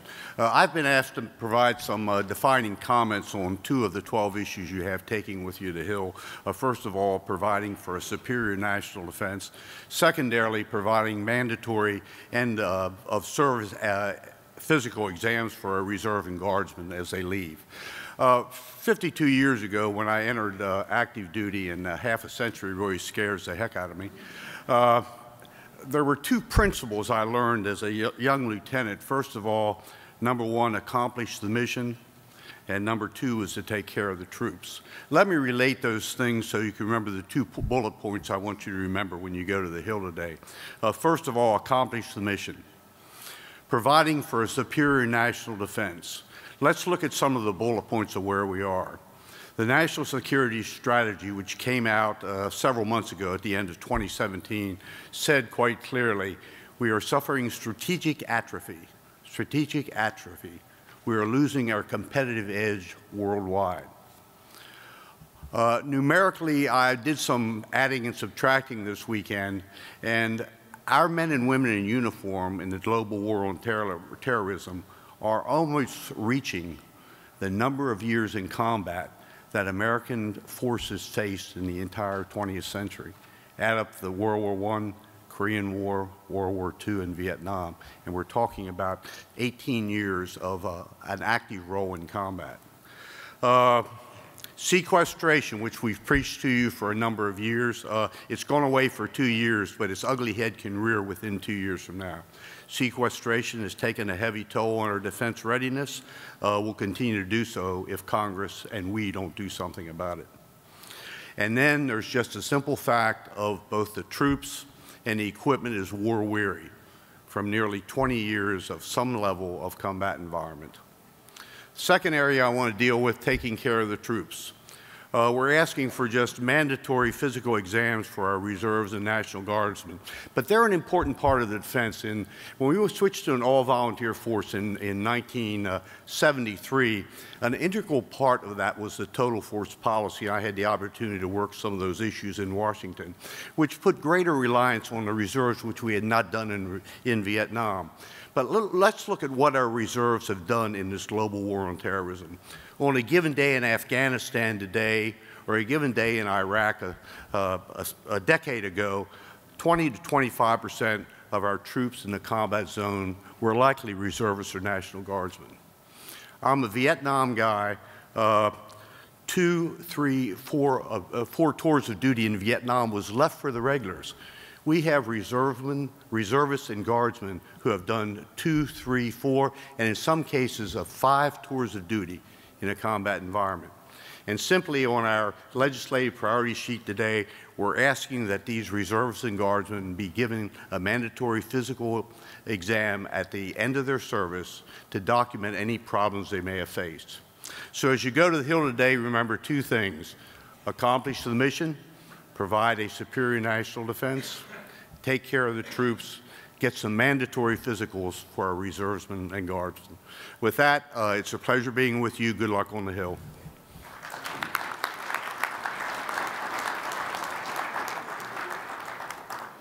Thank you, Mike.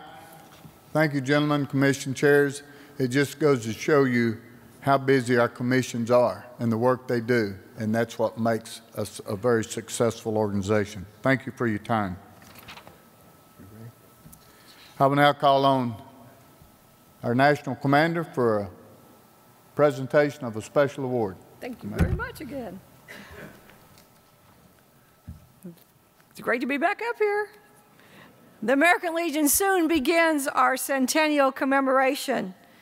And as we reflect on the organization's great legacy, built over 100 years ago, it behooves us to remember one particular visionary founding principle, especially for its time back in 1919. From day one, men and women alike have been eligible for the American Legion membership and leadership. More than a year would pass after the Legion's formation for women to be granted full voting rights in America.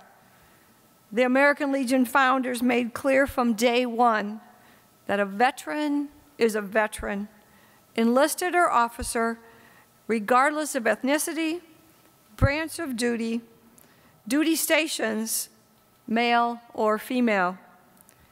This year's Patriot Award recipient is an illustration of that founding principle, and she is so much, much more. Diane Carlson Evans is, first and foremost, a wartime veteran. She volunteered to serve deep in the combat theater of Vietnam. She put her life on the line, often in terrible conditions and under deadly enemy fire, to save others. When others in this country were looking for ways to get out of the war, she was asking for ways to get into it. Diane came home, as we all do, changed by our military service. She also came home to a nation not quite ready to accept what American Legion founders generations before meant when they said, "A veteran is a veteran." Her tireless efforts to instill the Vietnam Women's Memorial on the National Mall here in Washington, D.C. is just one accomplishment in the story of this amazing veteran and Legionnaire who serves as an ambassador, not only for her generation and her gender, but for all who have stepped up to serve honorably.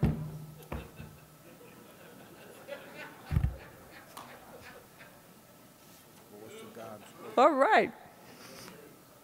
Not only for those who have served honorably when the nation calls. Let me just, well, there we go. Now you can read more about her accomplishments in a two-part episode that was published in our Legion magazine this past fall. Diane is also now a member of the American Legion's 100th Anniversary Honorary Committee, which is chaired by the grandson of Theodore Roosevelt, Jr., the foremost founder of our organization, our family. I now ask American Legion 100th Anniversary Honorary Committee Chairman Ted Roosevelt IV to share some thoughts about his fellow Vietnam War era veteran and colleagues on this committee. Mr. Roosevelt.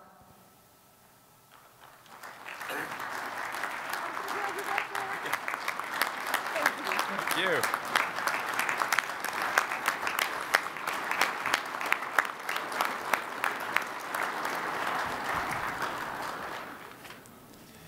Thank you, Commander Rohan. It has been a privilege to share this stage with you to help honor Diane Carlson Evans, who serves with me on the American Legion's 100th Anniversary Honorary Committee. Everyone in this audience knows when you take the oath to serve our nation in uniform, you sign and accept an obligation that has no expiry. You serve for the rest of your life. Diane Carlson Evans illustrates that commitment as well as anyone I've ever met. You may remember from Diane's story in the American Legion magazine last fall when she announced her decision not only to enlist in the Army, but to volunteer for combat nursing duty in Vietnam. Her father, a stoic Swede who rarely showed emotion, slammed his fist on the table. He said, "I have two sons who are already serving." Now his daughter wanted to go to war too. At the time, such a proposition did not sit well with many Americans. Difficult as it was to defy her father, Diane was determined to go where she was needed most, Vietnam. Determination, courage, and a willingness to sacrifice are qualities that simply cannot be taught or trained. But I suspect she learned them from both of her parents. Her choice to serve in combat hospitals that were often under attack was and is integral to the kind of person she is, not only the kind of nurse she became. Diane's value on the Honorary Committee has been immense. She has been exceptionally clear-sighted and very wise, and she is kind enough to share her thoughts with us in very pungent ways, and has made a huge difference to our committee. Having gotten to know her, it is wholly within her character to understand how she single-handedly led a difficult movement that continues today to honor the wartime service of women in the military, to reverse stereotypes, and to inspire future generations. The Vietnam Women's Memorial on the National Mall stands today and will stand for ages to come because Diane Carlson Evans and the American Legion understood that fairness and equality were lacking when it came to the vital roles women have fulfilled alongside men in the U.S. Armed Forces and increasingly fulfill today. Her vision has proven prescient. This memorial and its enduring message can be seen as one step toward a greater destination, equal respect, treatment, and consideration for all Americans, veteran or not, regardless of gender differences. I believe that somewhere in the long-range vision of the founders of the American Legion, veterans like Diane Carlson Evans could be found. Diane Carlson Evans, she's not there, but I salute you. Thank you, Commander. Thank you. Thank you.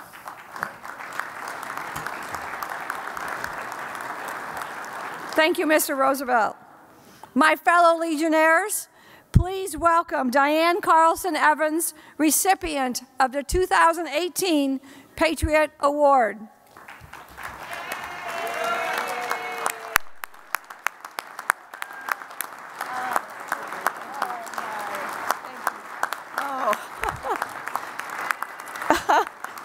Oh, please. Oh, thank you. Thank you. Good morning. You know, my father, if he could be here, God bless his soul, he was afraid I wasn't going to come home.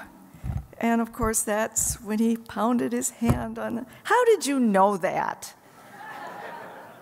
I must have said it in the interview. Thank you, National Commander Rohan. We are so proud of the first woman commander in our American Legion.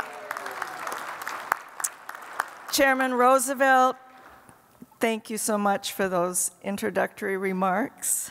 Chairman Dillard, and of course all my fellow brother and sister Legionnaires, all of you, and the auxiliary and guests. I am truly happy to be here with you once again, and I remember those 1980s of coming to these conventions, the summer conventions, and speaking at them. And some of them, we all look a little older now, but those are precious years in my memory because of how you embraced me, how you embraced women, veterans. I know it is a great honor to receive the Patriot Award, and especially during this time of year while you come to walk the halls of Congress, achieving the vision of those American Legion founders from 1919.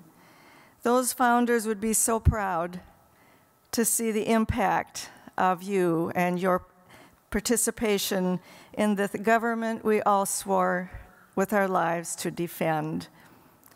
That strand of American Legion DNA helped put the Vietnam Women's Memorial on the National Mall in 1993. About 30 years earlier, on the day I graduated from high school, the local American Legion post in Buffalo, Minnesota, go Minnesota, astonished me on the day of my graduation with all the parents and families sitting at the graduation ceremony and called my name forward to receive the American Legion Citizenship Award. Of course, I didn't know what I had done to deserve it and didn't think I did and wondered why it was me. I don't think I clearly understood it then, but it is clear to me now how much gestures like that mean to young people. In my case, I studied, as you know, to become a nurse with the goal of enlisting in the Army Nurse Corps. My brothers were in the Army, My 4-H buddy had been killed in Vietnam. We were losing farm boys. As you know, farm boys didn't have draft deferments. My goal was to go to Vietnam.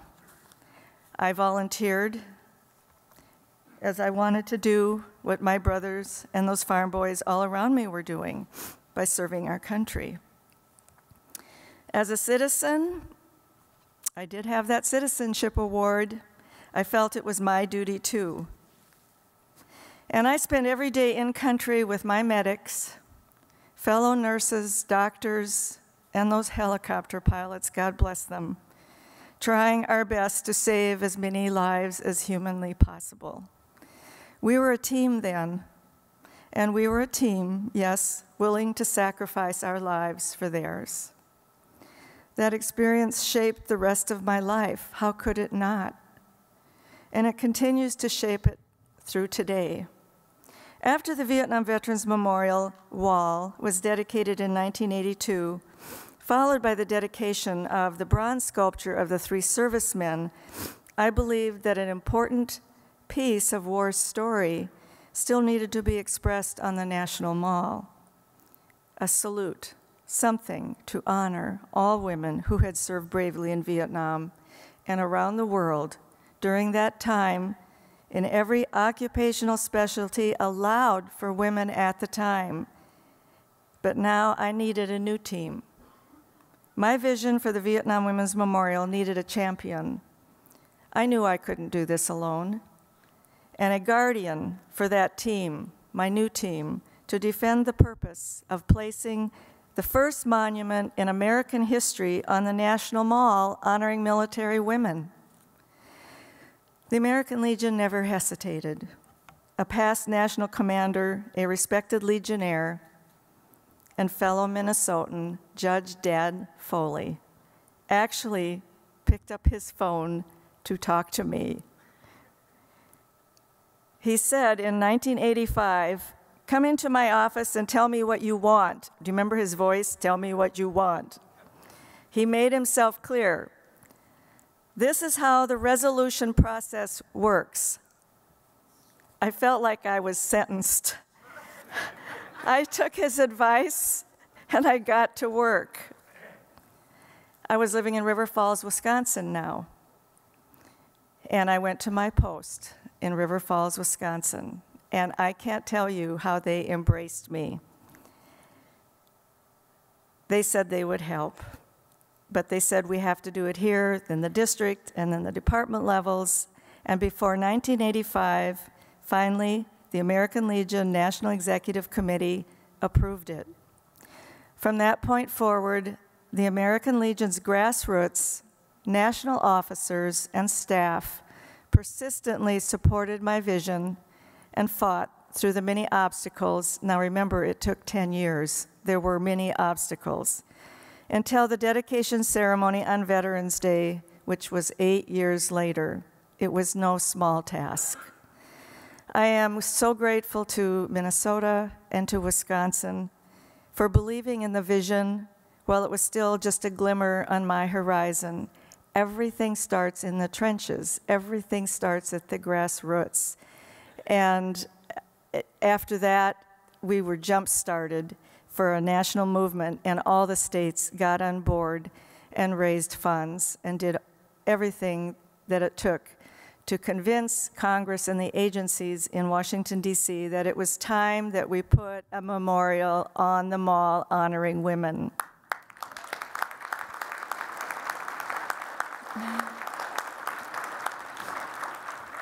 As you take this year's legislative priorities to Congress today and tomorrow and fight for benefits and health care of those who served, I ask that you keep in mind veterans like me, women and men who have honorably served our nation during times of war, deeply appreciate not only your resolution process, but your resolve, your persistence, your patriotism, and the lessons you teach our nation about what it is to be a good citizen. I want you to know, and I hope you know, how much your investment has ensured the legacy of women veterans, particularly of the Vietnam War, how much it has contributed to our personal healing, and that it leaves a shining beacon for future generations of American women. I humbly accept your Patriot Award on behalf of the women veterans I sought to honor, and on behalf of all those on the team, that's you, who made this dream come true. Thank you. This year's Patriot Award is presented to Diane Carlson Evans for honorable, courageous, and life-saving service to your country as a U.S. Army combat nurse in the Vietnam War, as a national leader and respected voice for women's veterans of all service branches, specialties, and duty assignments, as the indefatigable force behind a complex approval process to install the Vietnam Women's Memorial on the National Mall in Washington, D.C., and for your enthusiasm and participation as a member of the American Legion's 100th Anniversary Honorary Committee. You have demonstrated above and beyond the call of duty what it means to be a patriot. On behalf of the nearly 2 million members of the American Legion, thank you for your patriotism and service to our nation. Presented this 27th day of February 2018 at the American Legion's 58th Washington Conference.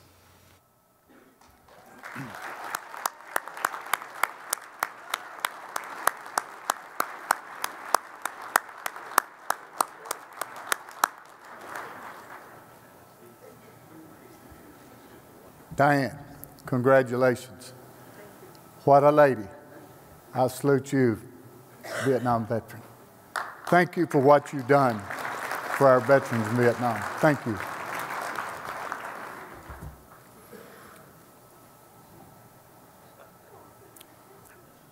Now I know this gentleman's fixing to come up here. He's been up here a lot this morning. They got to replace the carpet here, I think, but just goes to show you there's a lot of people doing a lot of work and amazing things. Once again, I will call on your VA&R chairman, Ralph Bozella, to come up here to recognize a gentleman that's done some outstanding things. Ralph? Thank you, Mr. Chairman. Yesterday at our VA&R Commission meeting, we recognized Mr. Joseph Hudson from the Department of Wisconsin as the American Legion's VA Volunteer Service Award winner for this past year. That said, we want to recognize another very important national award winner for VA's Volunteer Service Award. This award was presented by the United States Department of Veterans Affairs for their Volunteer of the Year award, presented to Mr. David Miller from the Department of Florida.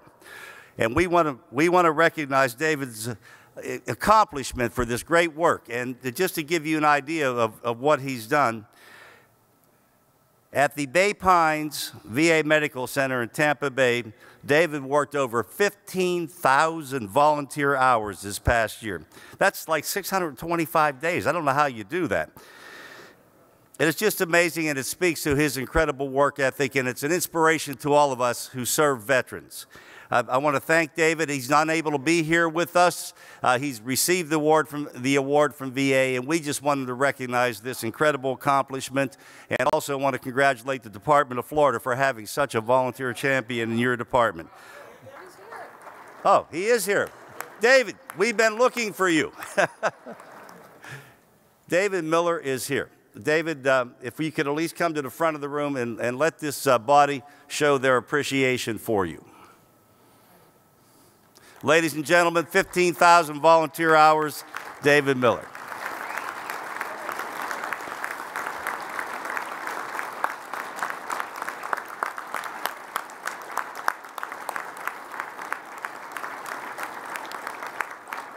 As stated, David has received his award from VA, and he is here just so that we can understand that level of work and as an inspiration to us in the American Legion.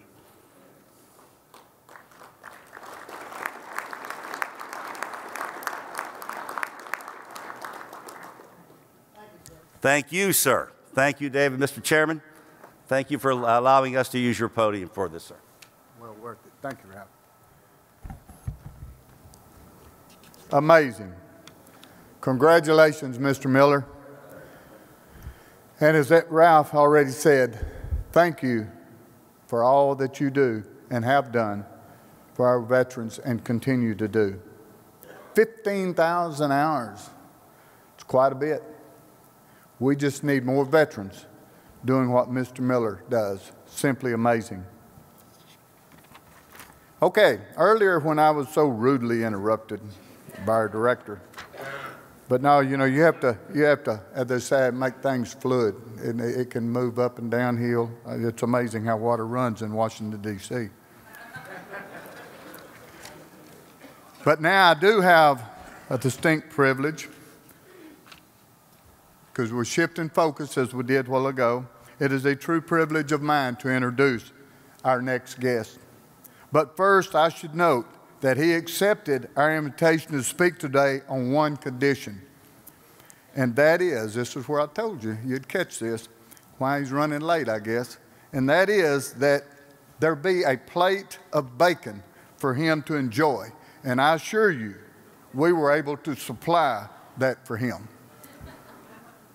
He's a third-generation Montana farmer and a former school teacher. He served as Montana Senate President. He is an avid outdoorsman, and most importantly, is supportive of efforts to provide quality health care for veterans regardless of where they live. He also understands the challenges of running a small business, having done so as a custom butcher shop.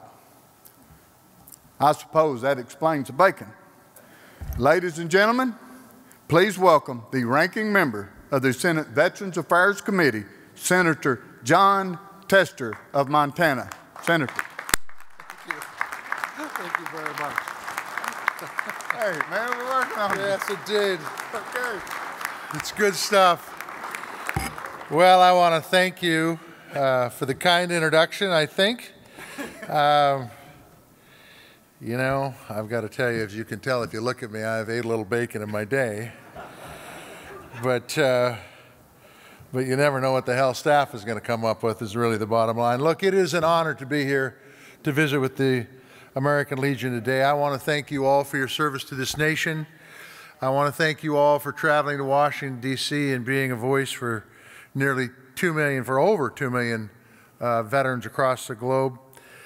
I especially want to thank the Montana Legionnaires that are here today, Roger Hagan and Merv Gunderson and Kelly Ackerman and Bill White. You guys raise your hand. Where are you guys at? I hope you're here. You here? Oh, damn it, they left. Oh, it's the way it goes. They've heard me speak before. It's good. And we're also very proud of Diane Carlson Evans, who just won the Patriot Award. She is an incredible asset to our great state, and I think incredible asset to this organization, and very, very deserving of the Patriot Award. I want to thank you for what you do here at home and for our country and for American veterans everywhere. I also want to thank a fellow that you guys, I'm sure, know, a guy by the name of Johnny Isaacson, who is a tireless advocate for veterans. He's a statesman, he's a senator, and he's a dear friend of mine. I've been proud to work with Johnny to get 8 bills to President Trump's desk and signed into law. And to be quite honest with you, I think Congress could learn a lot from the way Chairman Isaacson operates, putting party politics aside and doing what's best for our country.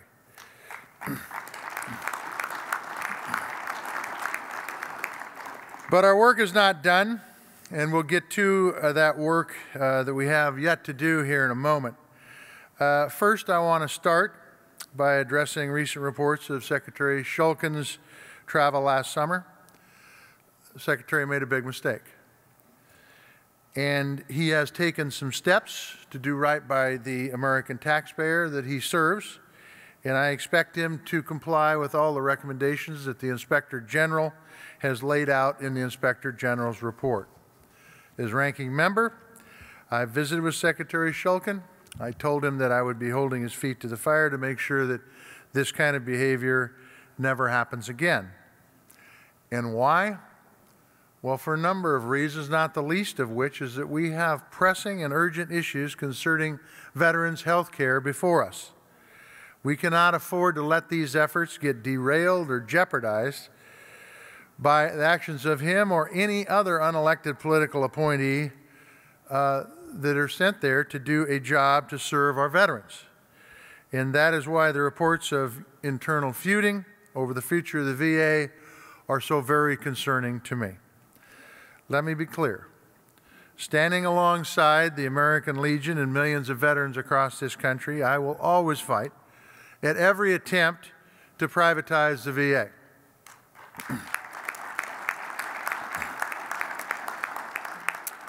I do not support starving the VA from financial or human resources.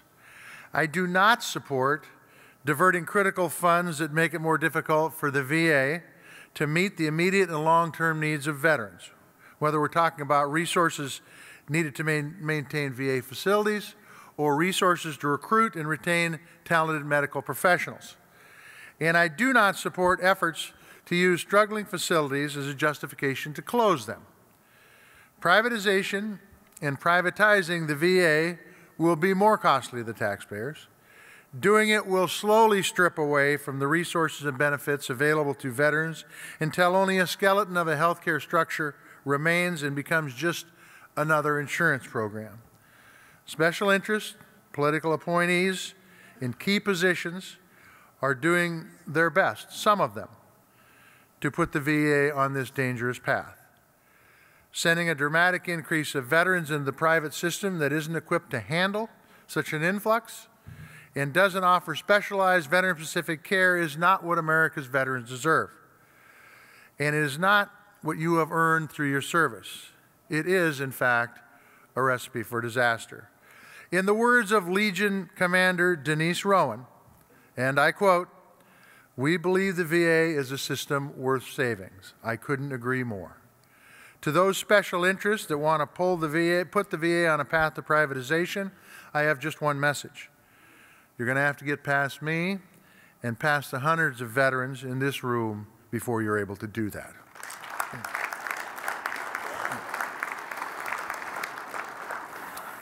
For once, it is time that they take their cues from the veterans and not their financial or political benefactors. As I look around the room, I couldn't be prouder to be a partner with you. Together, we've accomplished a lot over the past year. We've gotten 8 bipartisan reform bills signed into law. The American Legion has been instrumental in getting these bills across the finish line. In some cases, these laws are a direct result of your hard work. President Trump signed our bills to streamline the disability appeals program. The VA is now piloting a new system that lets veterans choose the best path for them to appeal their disability ratings. It wouldn't have been possible without years of work by you. The President has also signed our bill to get rid of the 15-year window for the veterans to use the GI education benefits. Now, this bill strengthens GI benefits to make sure that the veterans and their beneficiaries are getting the best education and job training possible. Again, this would not have been possible without your advocacy for the Forever GI Bill, which was aptly named after Legionnaire Harry Colmery. And of course, President Trump signed our bills to remove bad VA employees, to protect whistleblowers, and to cut red tape for veterans seeking care and to better deliver VA benefits. Now, we must hold the VA accountable to implement these laws properly. We have given them the tools they have asked for. Now they must use them in a manner that Congress and the American Legion has intended. And we'll be making sure that they do exactly that. 2017 was a big year for veterans legislation, but we can't let the plow get rusty. The choice program needs to be replaced.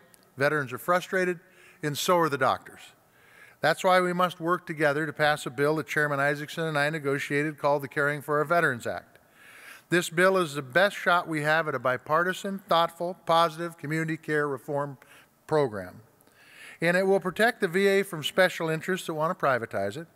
And the American Legion, once again, has been instrumental in providing input on this legislation. Our work together on this bill has spanned months, and it has involved veterans, VSOs, the VA, and the White House. Together, we have crafted a bill that will scrap the 7 VA community care programs and replace them with one single, integrated, streamlined system with one set of rules for veterans, providers, and the VA. Our bill creates an easy-to-use healthcare system that puts the veterans at the center of the medical decisions. Our bill will make responsible investments in VA doctors, in nurses, and mental health professionals.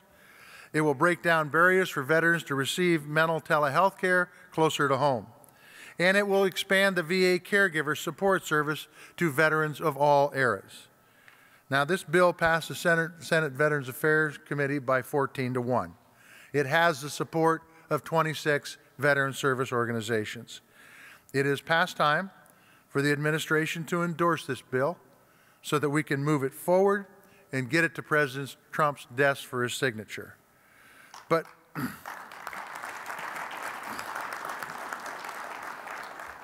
reforming community care isn't the only item on my to-do list.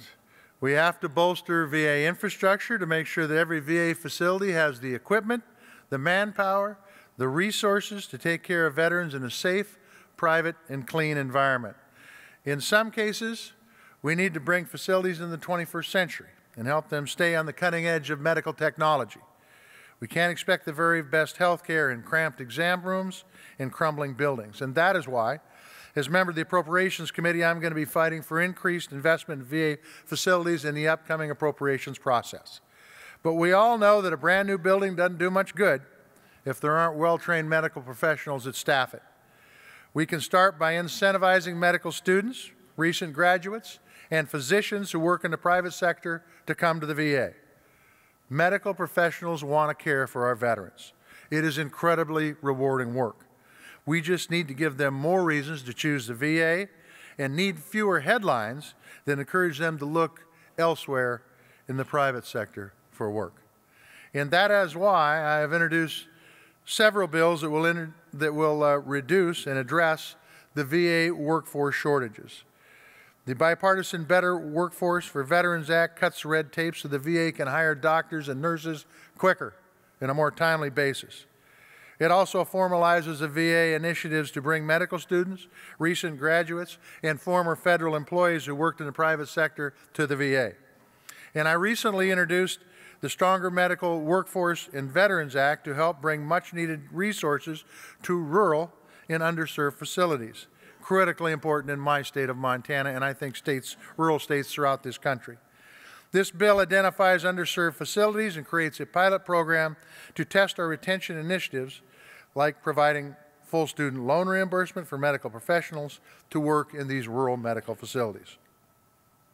The care and the benefits that we extend to our veterans are just as much a mark of this strength of our country as the military has in their aircraft, their weapons, and their troops that protect us around the world. The VA is critically important when it comes to recruitment, the next generation of folks who are going to protect us in our military. Over the last year, we have given the VA ample resources to serve America's veterans, and we've given it resources to improve VA facilities across the country. But we've given them the resources also to hire doctors and nurses and psychologists to care for the veterans in hard-to-reach areas. Now, the VA must use those tools and those resources to make sure that we're serving the veterans in every corner of this country. I'm going to keep holding the VA accountable to get that job done, and the American Legion can provide critical insight to how the VA is doing. If it's using the tools appropriately, or if it's not using them all, I need to know. If they have the tools and they're working, we need to know that. If they need additional tools, I need to know that.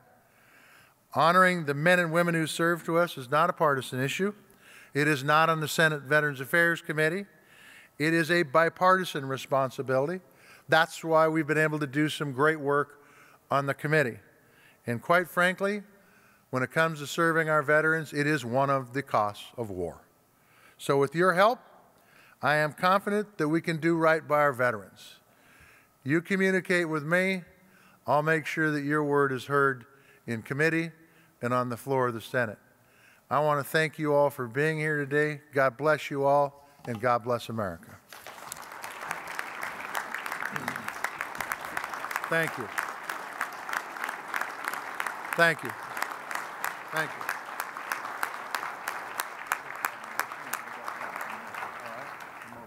Come over here just a little bit. All right. Thank you, Senator Tester. Thank you for all you do for those who have worn the fabric. Please be seated. For the fabric of our military. They have served, and now you serve them. And thank you once again. And our legislative director wants to make you a presentation.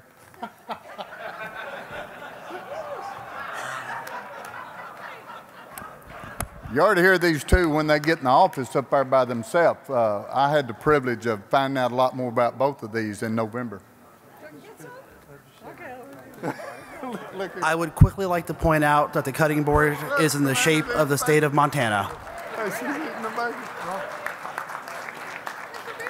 You did say about the gift prize. Yes.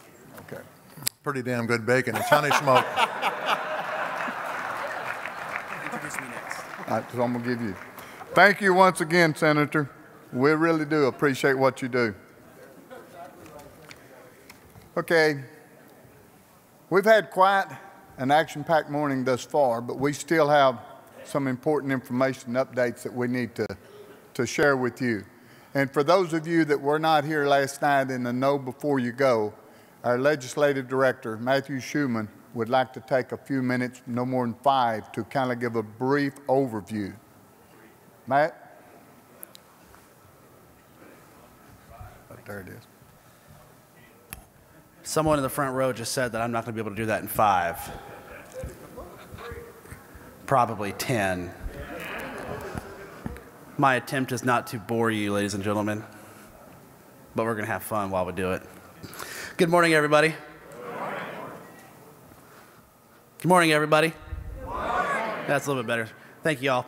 All right, for those of you that were here last night, we're going to give you just a buffer before you head back to the Hill. And for those of you that weren't, we're going to have a little bit of fun this morning.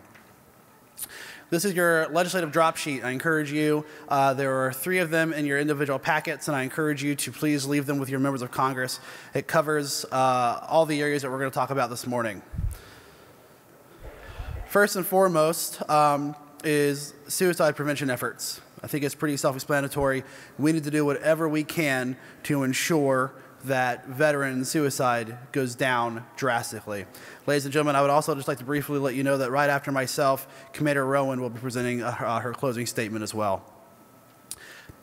The largest sort of percentage or age group of veterans that is within the suicide realm is those of older veterans, and we need to be able to we need to do whatever we can to help them. But suicide rate is also rising between the age group of 18 to 24. And so, though we don't number the items on the legislative drop sheet, this is in the first place because it really impacts every sector of the VA. Limit outsourcing and unify VA's programs. That's a nice Starbucks barista way of saying choice. I don't know if you know this or not, but prior to choice, prior to the 2014 wait time scandal, there were 8 different community care programs at VA, which already allowed veterans to seek care in the community, which means there's 8 different ways to pay for care, 8 different ways of approval. And then they added choice, making it 9. So what we have to do now is streamline these programs, make it one unified program, and make it extremely simple for veterans to be able to use. Senator Tester's bill that's in the Senate Veteran Affairs Committee even has a caregivers expansion built right into that bill, and that is a bill that we are supporting and hopefully we'll get across the finish line before May when the funding expires. I also want to quickly highlight, and I know it's been said, and I'm going to say it again, the American Legion is 100% opposed to privatization.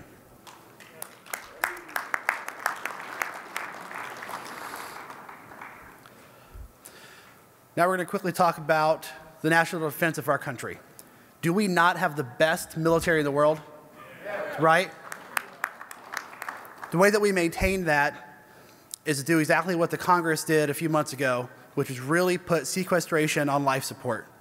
That is a wonderful way. They busted the caps and are giving the Department of Defense, hopefully, roughly about $700 billion to buy new equipment, modernize our force, and increase troop strength to ensure that we are able to fight every global conflict that has the potential of harming the United States of America or humanity as a whole. We've all heard quite a bit about the electronic health record system. I'll be brief on this, but let me tell you what the brilliance is. Secretary Shulkin took the VA out of the business of creating something that they do not know how to create. They said, we're going to buy something off the shelf. And while we're doing this, why don't we make it exactly the same system the DoD has so this can work together so that when you go from being a private or a lieutenant in the United States military, when you are a veteran, you have the exact same medical record. And better yet, when you're at the VA, if you go to the civilian sector and see a doctor, they also have the accessibility to that same record. So you have one electronic record that follows you for your lifetime. How amazing would that be? You see a brand new doctor and he or she has the ability to see everything that's going on, so you don't have to spend 20 minutes trying to explain it to them, and they have the ability to diagnose and treat you and provide better quality care. It's exactly what needs to happen. What we need to make sure, though, is that Congress appropriately allocates the funding for that, and that the VA doesn't pull from some areas to cover the expense there. So when you're engaging with your members of Congress, I encourage you to speak with them about this important issue. We'll quickly discuss cannabis research. The only word I want to say here is research, ladies and gentlemen. Absolute research, nothing else. It's very clear. The American Legion did a nationwide survey on this of veteran households. 92% of respondents support cannabis research. It's just a basic thing. We just want to be able to find out if it has the potential to help. Institute gender-specific health care for female veterans. Enough said.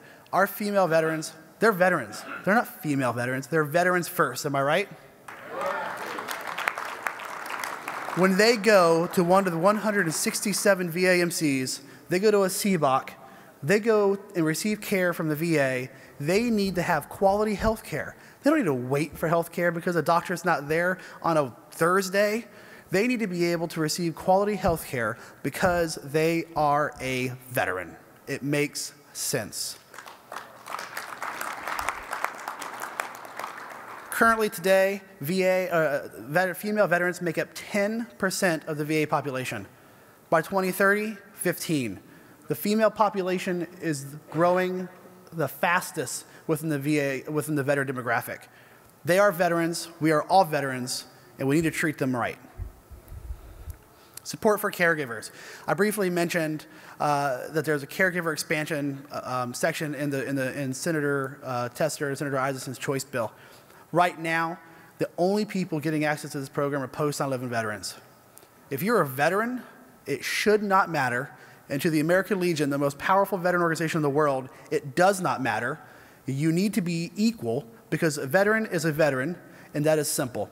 This is going to pass. We are going to expand this program, and we are going to have equal benefits and rights for every single veteran in this country.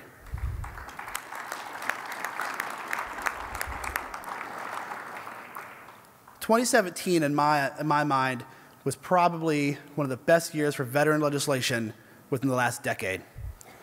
What made that true was a couple of bills, one of which was the Harry W. Cole-Mary GI Bill, named after, as you know, past national commander of this organization who helped write that bill just 2 miles from here at the Mayflower Hotel. Just because we created a new GI Bill does not mean we are done for the next decade. We have to actively and aggressively defend that benefit. We have to actively and aggressively ensure and make it better. The reality is that if you're a civilian student, there are more protections for you in some realms than if you are a GI Bill student. And that, in my opinion, is absolutely disgraceful. We need to do whatever we can to make the GI Bill even better for the men and women who have selflessly worn the fabric of this country. Jeff Steele would beat me up if I didn't mention to you, there's an act called the Prosper Act. Every couple of years, they try to reauthorize an education bill. In this bill would take away and strip away several provisions that are there to protect our GI Bill students. Let me ask you, Do you think we should be stripping benefits from veterans right now? No. So when you talk to your members of Congress, I encourage you, ask them to remove prevent the Prosper Act from getting to the floor of the House. That's where it is right now, and I think if they realize that the largest and biggest and most awesome veteran organization says, hold on a minute, I have a feeling we're going to get a phone call later today, they're going to hold on a minute. Repeal unfair offsets that penalize disabled veterans and widows. Who's heard of concurrent receipt? Who's impacted by concurrent receipt? Who thinks it's fair? Who thinks it's not fair? Exactly. The reality is we need to do the right thing here. Congress, several years ago, said, you know what, this is wrong. Veterans should not be penalized for this. We're going to go ahead, and if you're 50% or above, we're going to go ahead and improve that for you. What they did right there is admit guilt. They said, this is messed up.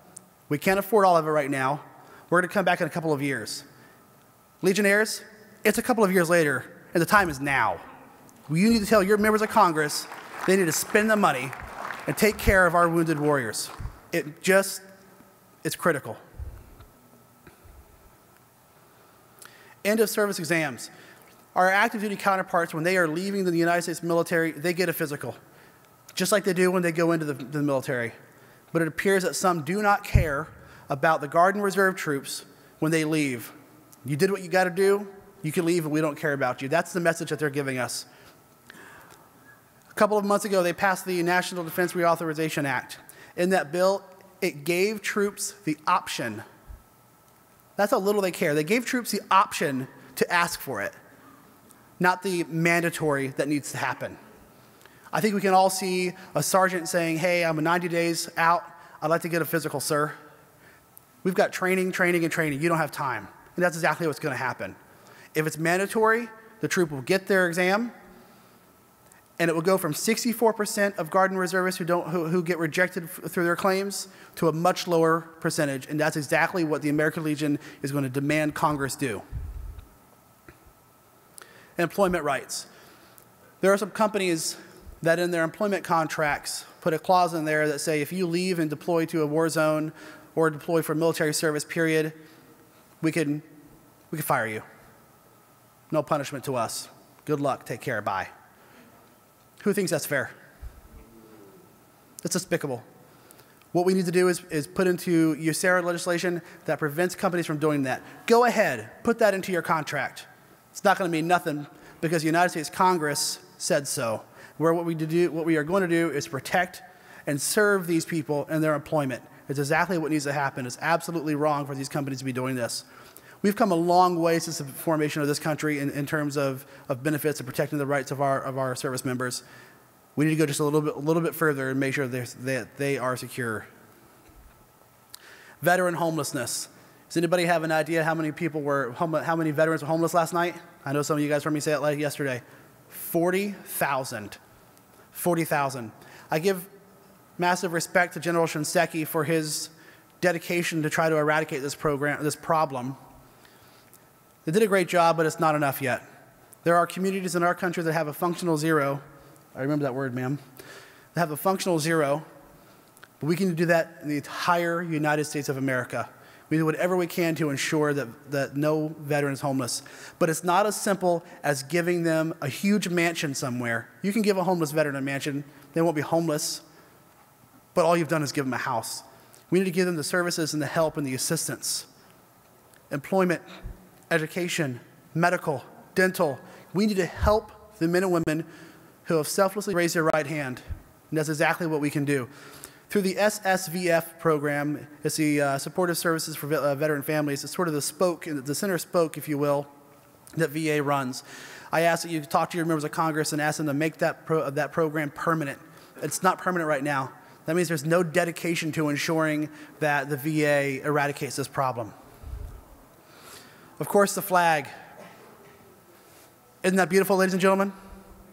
That deserves a round of applause. Known across the world as a depiction of freedom, we need to protect it.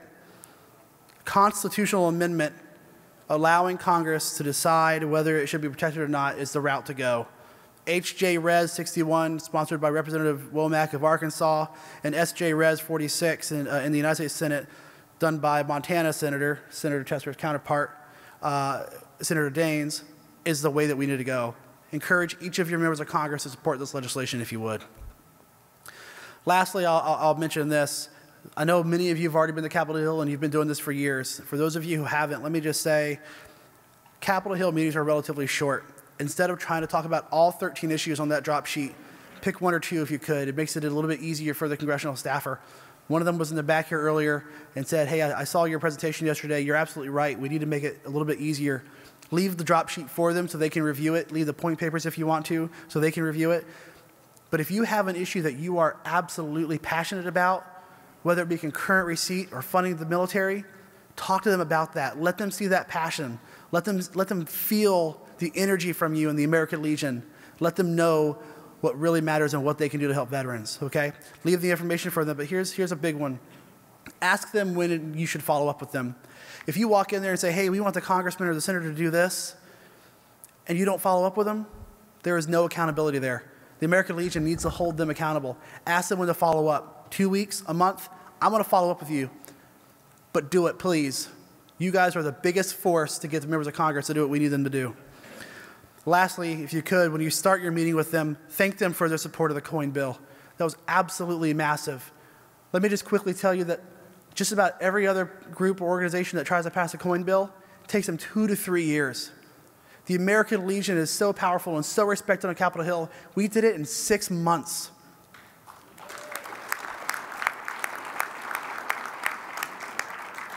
If that doesn't show you the respect, nothing will.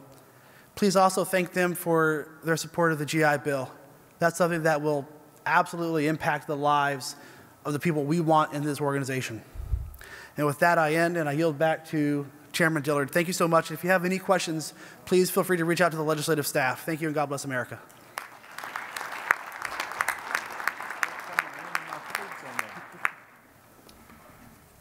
Thank you, Matthew. Now, to share with us her closing remarks, I call on Commander Denise Rohan. Thank you. Cheers. Thank you very much. This morning has been nothing short of inspirational to me. Let's give another hand to our award winners and our guests.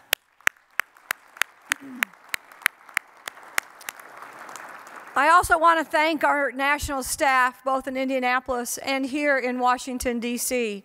When we're not here storming the Hill, our national staff is storming the Hill. And when they're not storming the Hill, they're in their offices reading all the pieces of legislation that our legislators are trying to get passed. So they are a fantastic staff, and I would just like to say thank you to all of them, wherever they are. Now, I know the room is getting emptier, not because I was going to be the next speaker. It was because all these folks are off storming the Hill like they're supposed to be. Now, it is quite fashionable today to be bashing Congress, but let's not do that during our visits. The more you get to know your representatives and your senators, the more you will discover that you have more in common than you might have first thought. The overwhelming majority of members who come to Washington, they do so because they want to make life better for their fellow Americans. We may not agree with every member on every issue, but it's important that when we disagree agreeably. Remember, we are here to represent our great American Legion family. The American Legion's legislative priorities consist of many issues. Thank your representative for their support on issues in which we agree, and then ask them to reconsider their position on those which we do not agree. When you represent the American Legion, you are no longer speaking as a Republican or a Democrat.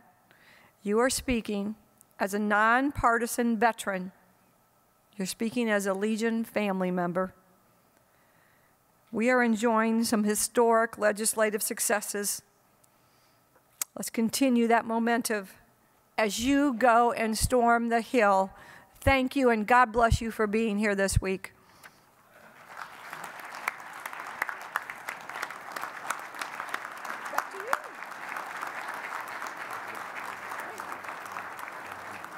Thank you, Commander. This morning has been absolutely incredible, and I'm honored beyond words to stand here as the Legislative Commission Chairman. Serving with you, Commander, has been and will continue to be a highlight of my life, and thank you. Before we depart, I have a few announcements that need to be shared. And some of it Matt kind of stole, so I highlight it. As you engage in meetings with your members, please thank them about the corn bill or make a comment whether they signed on or not, because it wasn't really a roll call vote or a voice vote. It happened, but there wasn't no opposition. And also thank them about the GI Bill, the culinary. Start positive. Both of those bills are so incredible, vital to this great organization.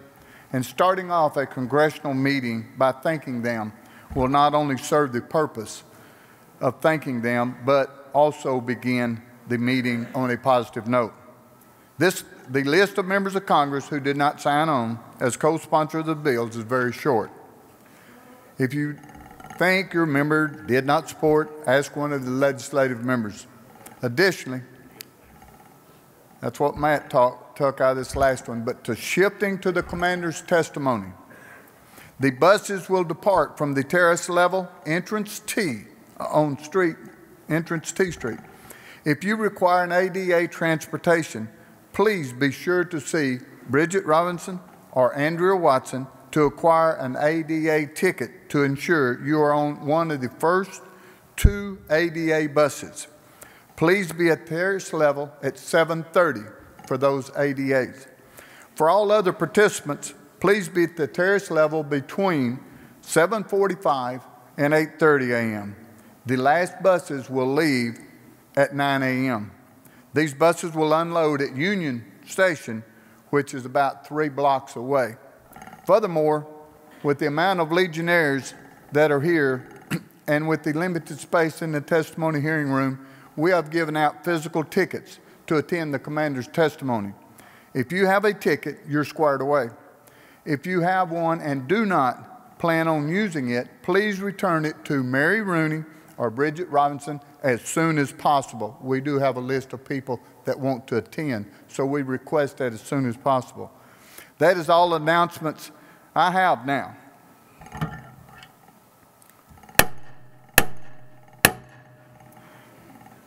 I now call on American Legion Auxiliary Chaplain Evelyn Espinola for closing prayer. Please uncover.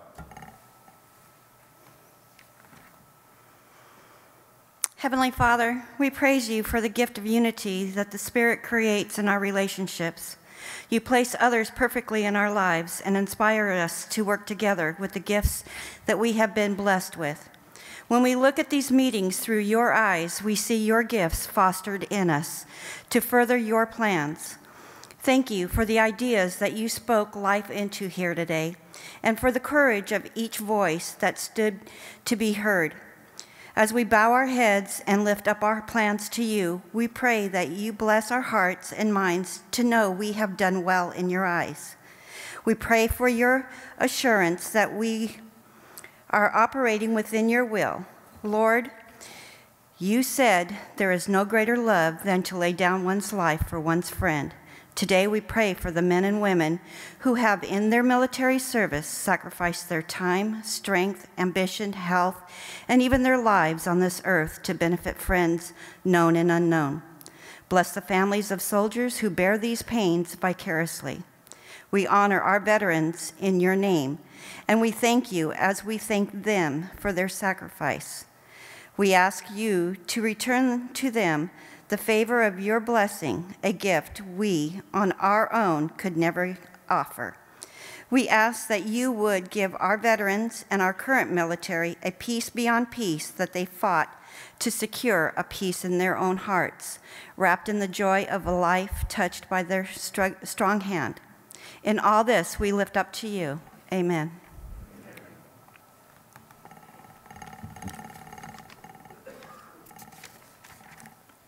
Thank you, Chaplain Espinola. Please recover. With the colors of the United States of America in place, please join me in rendering a hand salute by the numbers. 1, 2.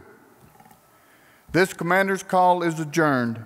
Thank you, and God bless America.